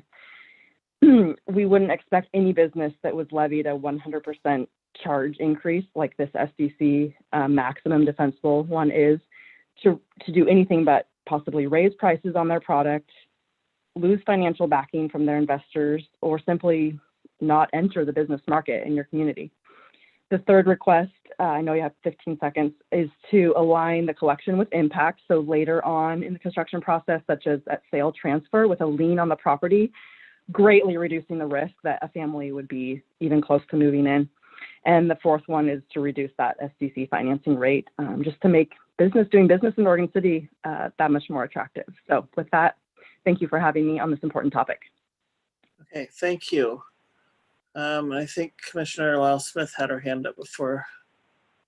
Yes. I have a question about table 6, which was mentioned in the presentation, which lists all of the projects and it shows the percentage of SDC eligibility. And I'm wondering about the far right column that says estimated timing. Is that, can you define what that column means? Is that when we think the actual project would be built? That reflects our best guess of when we believe the project is needed, when it needs to be implemented to meet the growth demand. Okay. So, so a project that's needed 20 years from now, we're saying that all new development right now has to pay into a system because they're gonna need that project in 20 years, or? John, you want you want to help a little bit? Yeah, happy to. So the project list, and this is the work that Murray Smith did in the master plan update. What we care about is that project list is intended to serve growth from now to 2040, actually to the capacity that is identified in the plan. And if that growth occurs, those projects will be necessary to serve that growth. If the growth takes longer to happen, then the projects can happen farther out.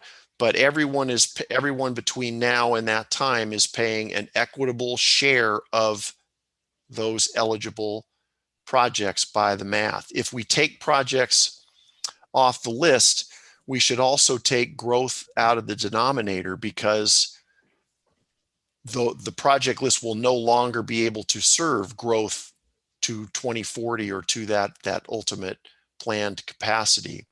The other argument for leaving the project list intact is if the commission is uncomfortable with the result, and I think you have two phasing plans in front of you that the city has some history with phasing in these charges. But if the city doesn't like the result, if you leave the project list intact, at least you have the flexibility going forward to spend the SDC money on any one of those projects. If you remove projects from the list, you can no longer spend system development charges on those projects. So you would be better off discounting the fee in the first year, but leaving the list intact, and then phasing up, or you could do further discounting if you wish, but we would advise leaving the list intact. Sure. And I probably over answered your question there. Yeah, I wasn't suggesting that we remove things. I wanted to make sure I understood what that element of estimated timing of, and the fact that if developers are building now, they're paying a charge for something that we may or may not be able to build 20 years from now. And so I'm struggling with the rate in which we're increasing the fee. I don't think 6 months is really going to make that much of a difference if we're implementing 50% July 1 this July and 50% January 1. I mean, there's not that much development that's happening that 6 months is just going to dramatically make a difference. And so because I have heartburn with raising the fee that quickly, and because I'm kind of having a little heartburn of expecting someone who's building a house right now to pay for something that may or may not happen in 15 or 20 years. I feel like we could stretch the timeline out a little bit of making a little bit more of an incremental increase. I support getting there, and I support the methodology of and all of that, but I'm not overly fond of the phasing that's been proposed. I guess I think one thing after working here for so long, I think part of this has been a failure on the part of the city to adequately address the infrastructure needs through SDC rates that are appropriate. We adopt the master plan, but then we never seem to implement the fees to actually catch up. And so while we could certainly phase it in, so we'll be a little bit short, but just realize it's coming up short on something we're already short on. So essentially we're just delaying the costs by not collecting the full rate. And I agree with John that, you know, keeping the project list, it's a kind of a double-edged sword, right? So we have a list, we have a price. If we don't charge the full price to implement the list, but we keep the list the way it is, at the end, we're going to be short funds. And the other thing is, you know, by not saying, okay, let's reduce it by whatever we decide to, now let's reduce the project list appropriately. You know, I guarantee you that when a developer comes in, and if it's scattered all throughout the city, they are going to ask for those SDC reimbursements. So that's the hard part here of not knowing, you know, is Park Place going to be out, or is Beaver Creek going to be built out, or South End? So, you know, it's not wanting to pay the full freight, but have the flexibility to get the reimbursement on every project, no matter where it's at the city. So you almost, you know, so it is a hard discussion. And, you know, whether, yeah, if we string it out a little bit farther, just realize we'll be a little bit short, but we're talking on a 20-year horizon. And, you know, the expectation is that we revisit this more often than we have historically, so that we can make those, you know, more, you know, hopefully the adjustments aren't as big as what we're seeing here.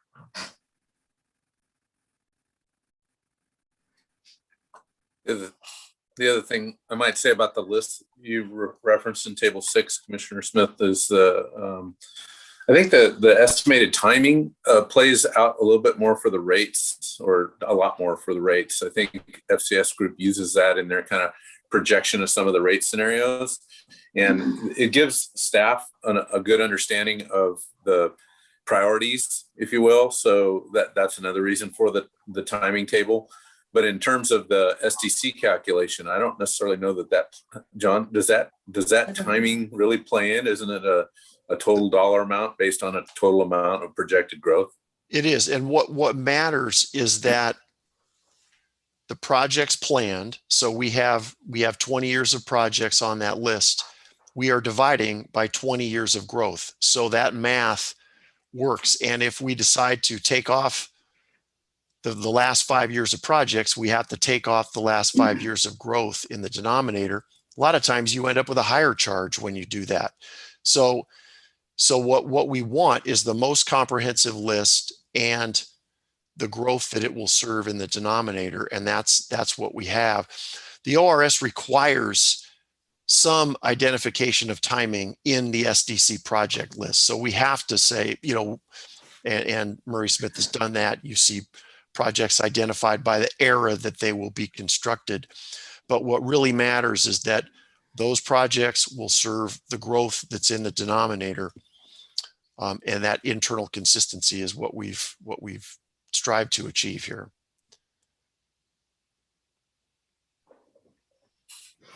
Commissioner O'Donnell. Well, it's not a difficult discussion for me. And quite honestly, we're talking about SDCs, which is one component of our funding. The other component we're going to visit is our rates. And we're not talking about deferring rates we're talking about going after rates. So those are two very different things, but they're part of the same conversation. I'm not interested in going below the ceiling. I look at the components of the SDC. The improvement fee is about 92% of the total, and the reimbursement fee is only 8%, if I did the math right. We all know the SDCs lag behind the demand for their funding to accomplish what we want. I certainly am not interested in making them lag further. I want the funding in place. We have watched, anybody who watches the news is watching water systems fail all over the country.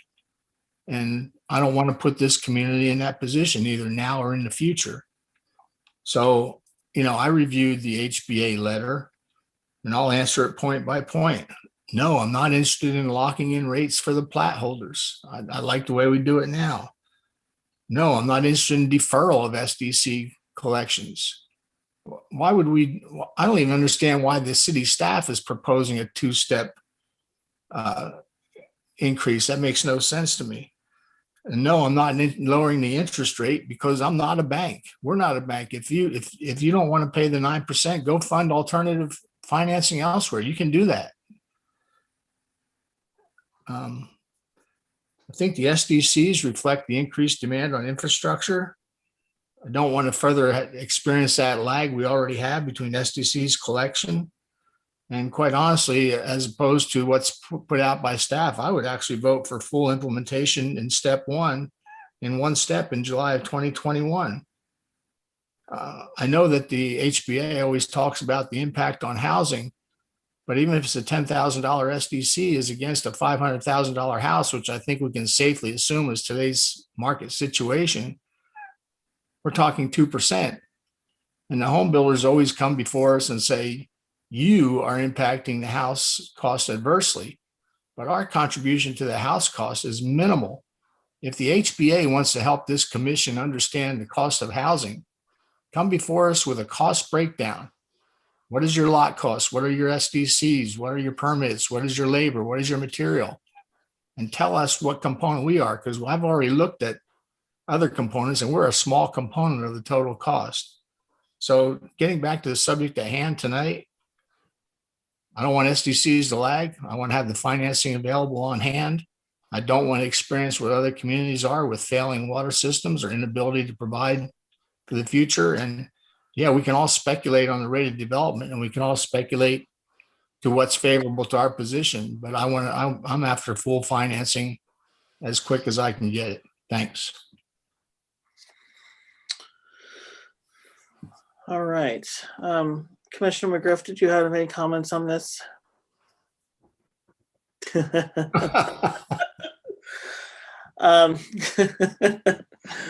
So I'm not gonna let you off that easy. I'm okay with the methodology that the staff is proposing and having the second rate increase come 6 months later. But other than that, I agree with Commissioner O'Donnell. And thank you, Tony, for answering the question that I was going to ask. You answered it before I had it written down and you answered it. So thank you. Well, I'll add to that. I agree as well. I'm okay with discussing the implementation of it and the phasing of it if we go there. But City Manager Tony, did you have oh, you looked like you were about ready to just tell us something. All right. I've done enough damage. I've done enough damage. All right. So ready for the approval of the resolution or some motion of some sort? John, did you have something really quick or? No, I appreciate the words that we've heard. You know, we don't carry a lot of balance in our SDCs. So this point about not having the revenue that we need is an accurate one. So that's all I'll say. Okay. Direction. Are you ready for a motion? Sure. Okay, I'll move that we approve resolution 21-14, repealing resolution 04-21 and adopting a methodology project list and amounts for city water systems development charges and establishing effective dates. Is there a second? Yes, not. Is there another motion?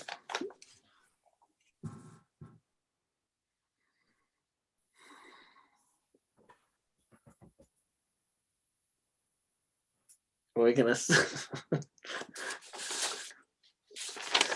I can make a motion. This is how this meeting is gonna end tonight. Well, I was looking at the resolution because I want to make sure we're all in agreement on what the resolution, what we are approving, because that resolution is not what Commissioner O'Donnell was wanting, what he said earlier. So I just want to make sure we're all on the same page. Do you want to tackle a motion, Commissioner O'Donnell? Sure. I'll make the motion to approve resolution number 21-14 with the only change being that SDCs are collected not in a stepped tier program, but are collected as they currently are upfront. So essentially the full SDC rate would go into effect on July 1st, 2021. That's correct.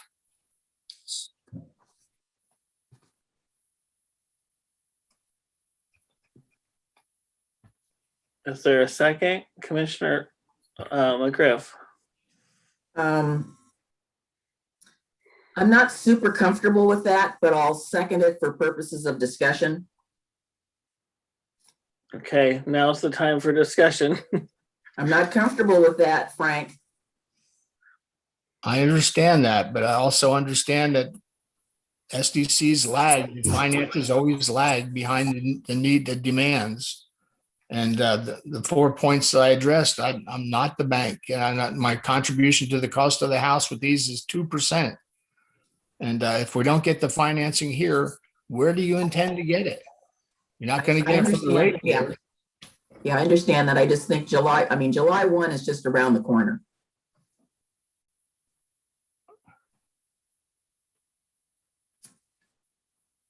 Well, we are where we are. All right, well, I'll call, unless there's further discussion, I'll call for the question so we can get off the dime. All right, Commissioner Frank O'Donnell, Aye. Commissioner Denise McGriff, No. Commissioner Rachel Lyle Smith, No. Commission President Rocky Smith. Aye. Motion fails. So now what? So it sounds like there's potentially agreement on implementing the rate. Right. So it's a timing issue.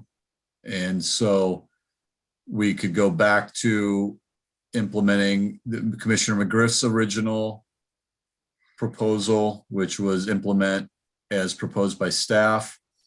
Another proposal would be implemented on January 1st, let it ride and the existing till then, or other, the HBA. I mean, I'm not sure how to, where the compromise is here. I'm willing to redo my motion.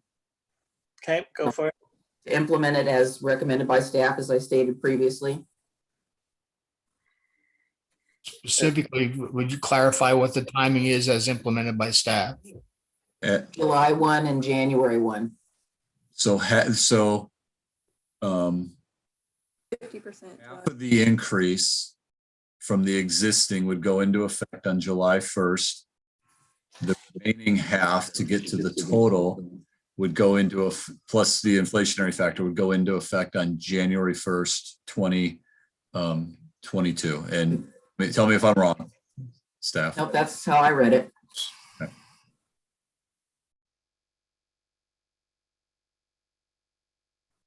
Is there a second?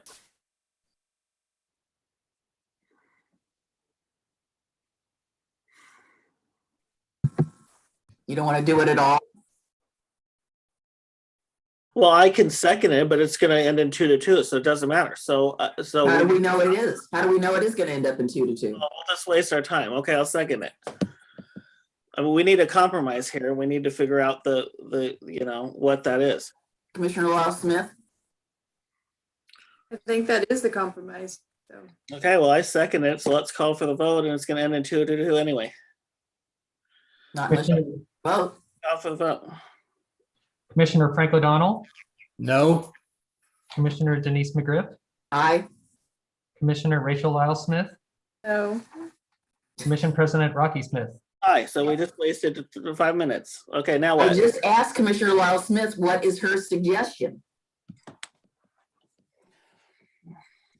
So my suggestion would be to implement 50% July 1 and implement the remaining, do the inflation like you normally would in January, but then the remaining July 1 of 2022. Okay, here's the deal. Commissioner O'Donnell, make your motion again. I'll change my vote. My motion was to approve. I have to look it up. To approve the full rate effective July 1st, 2021. That's my motion. I'll second it. Call the question. Commissioner Frank O'Donnell, Aye. Commissioner Denise McGriff, Aye. Commissioner Rachel Lyle Smith, No. Commission President Rocky Smith Jr. Aye. Motion passes. Okay, so this is why we shouldn't go past 10:30. That has nothing to do with it. So Tony, We- I'm wondering about the parklet thing, because that comes up on March 15th before our next meeting, correct? So What I would propose is that we continue these things, all these remaining items, unless we want to address the Park Place trees real quick. Sorry, my agenda is not up, but there are 4 items, I believe, relating to rights of way and parklets. Trying to get up to it real quick. What I would propose is that we will we'll address the parklets on the 17th, and we will just continue the existing program through the 18th. Okay. We'll just, we know we're going to deal with it on the 17th one way or another.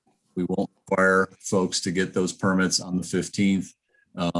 It's not the perfect way to do it, but we're not going to get through it tonight, I don't think. A motion to extend that, or do we just, that's a staff?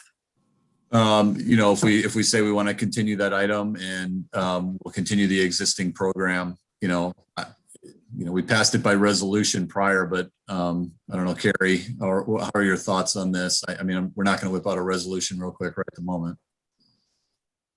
I think it's completely fine to just make clear that you're going to take it up on the 17th and allow folks to just continue the existing program. We don't need a motion for that. Okay. Tony, the only thing I would add is, when I read through these and as we prepared for these, there's not a lot that I think is controversial. I'd love to hear like a head nod that. I think it's 10:50 at night. I think we're probably. I'll leave it. It's at the commission's pleasure. We'll stay as long as you like. I think we can do the Park Place trees really easy. It's pretty cut and dry to me. I'll agree with that. Okay, well, let's do that then really quick. Yep. I have questions about that one, so we'll see how fast it is. Okay. Do we have, let's see, Would you rather wait? Or do you want to try and tackle it right now? I can. Well, we'll try, I guess. Okay. Laura, I think it's your presentation, right? Or if we have questions, I guess, for Laura, but also we may have citizen comment on this topic if she's still on the phone, but I think she might not be. Okay. So where do we go? What was your questions, Commissioner Lyle-Smith? So my question is about, there was a table that assessed the damage of the trees, and I was trying to understand why we would be approving trees that fell.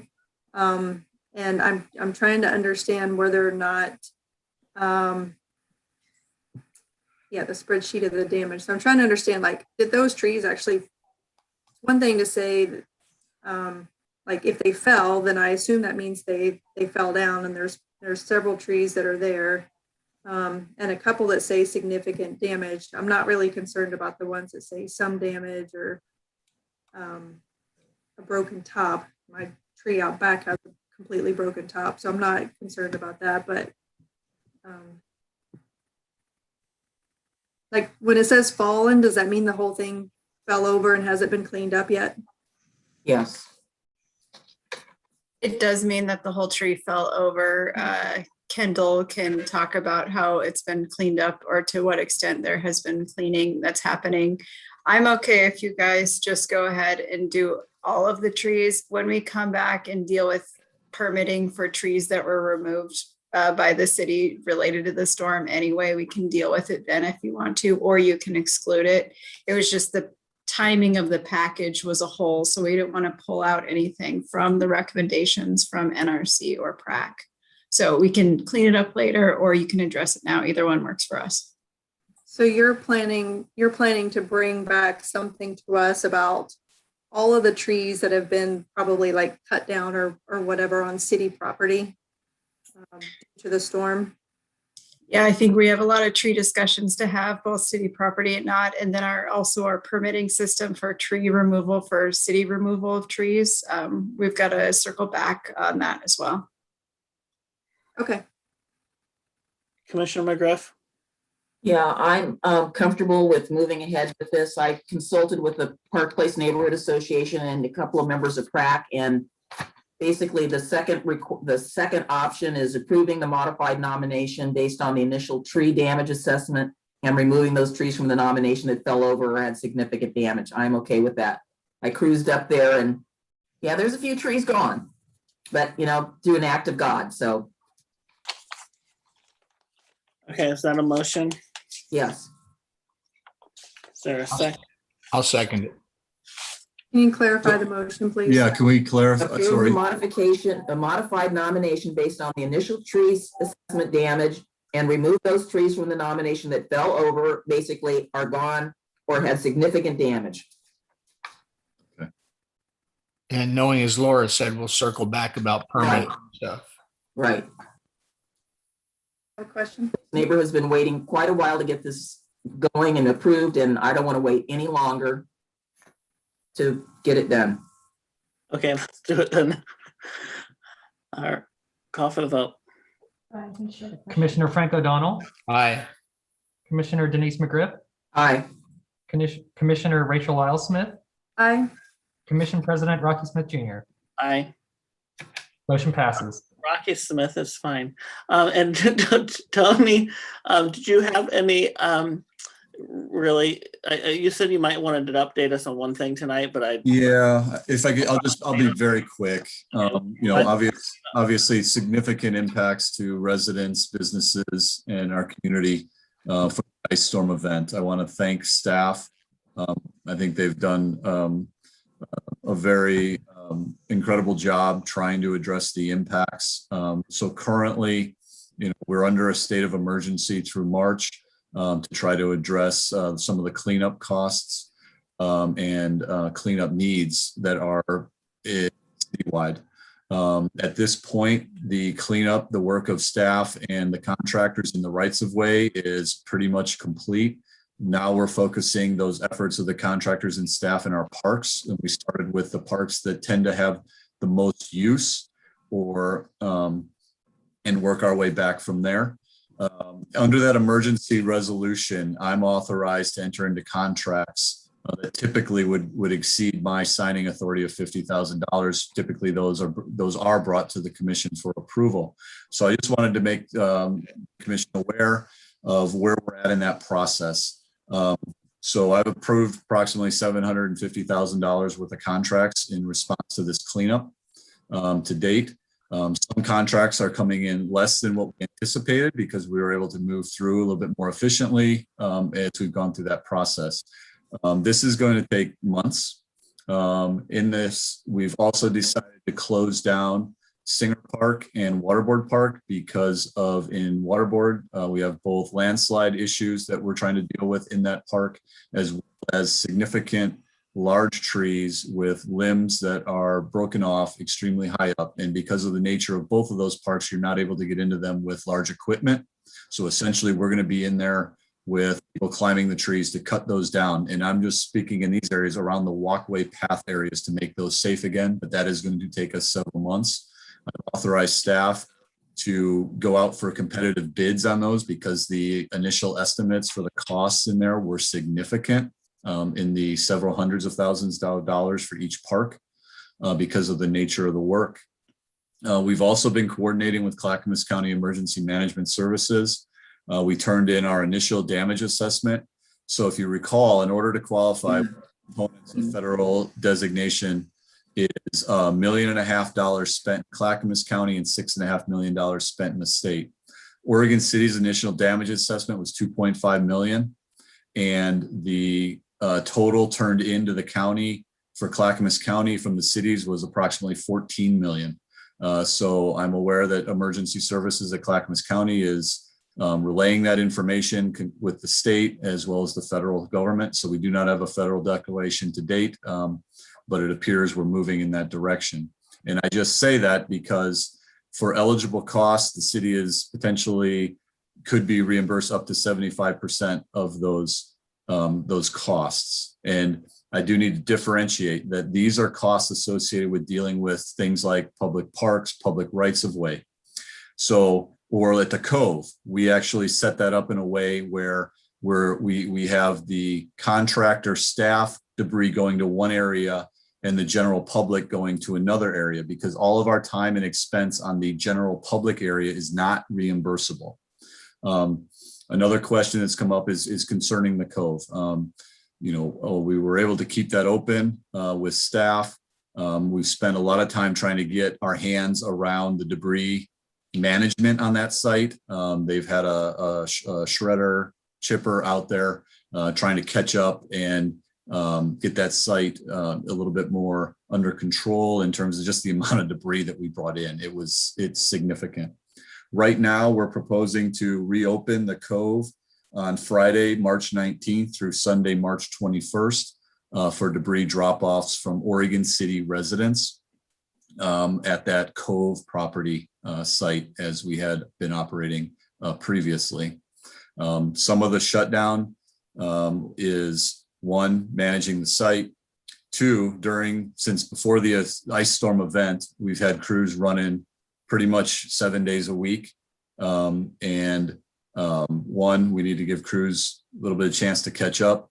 And during that time, the typical day-to-day maintenance and operations that we do has been stopped in order to respond. So there are some things that we need to catch up on that we've just delayed for a couple of weeks.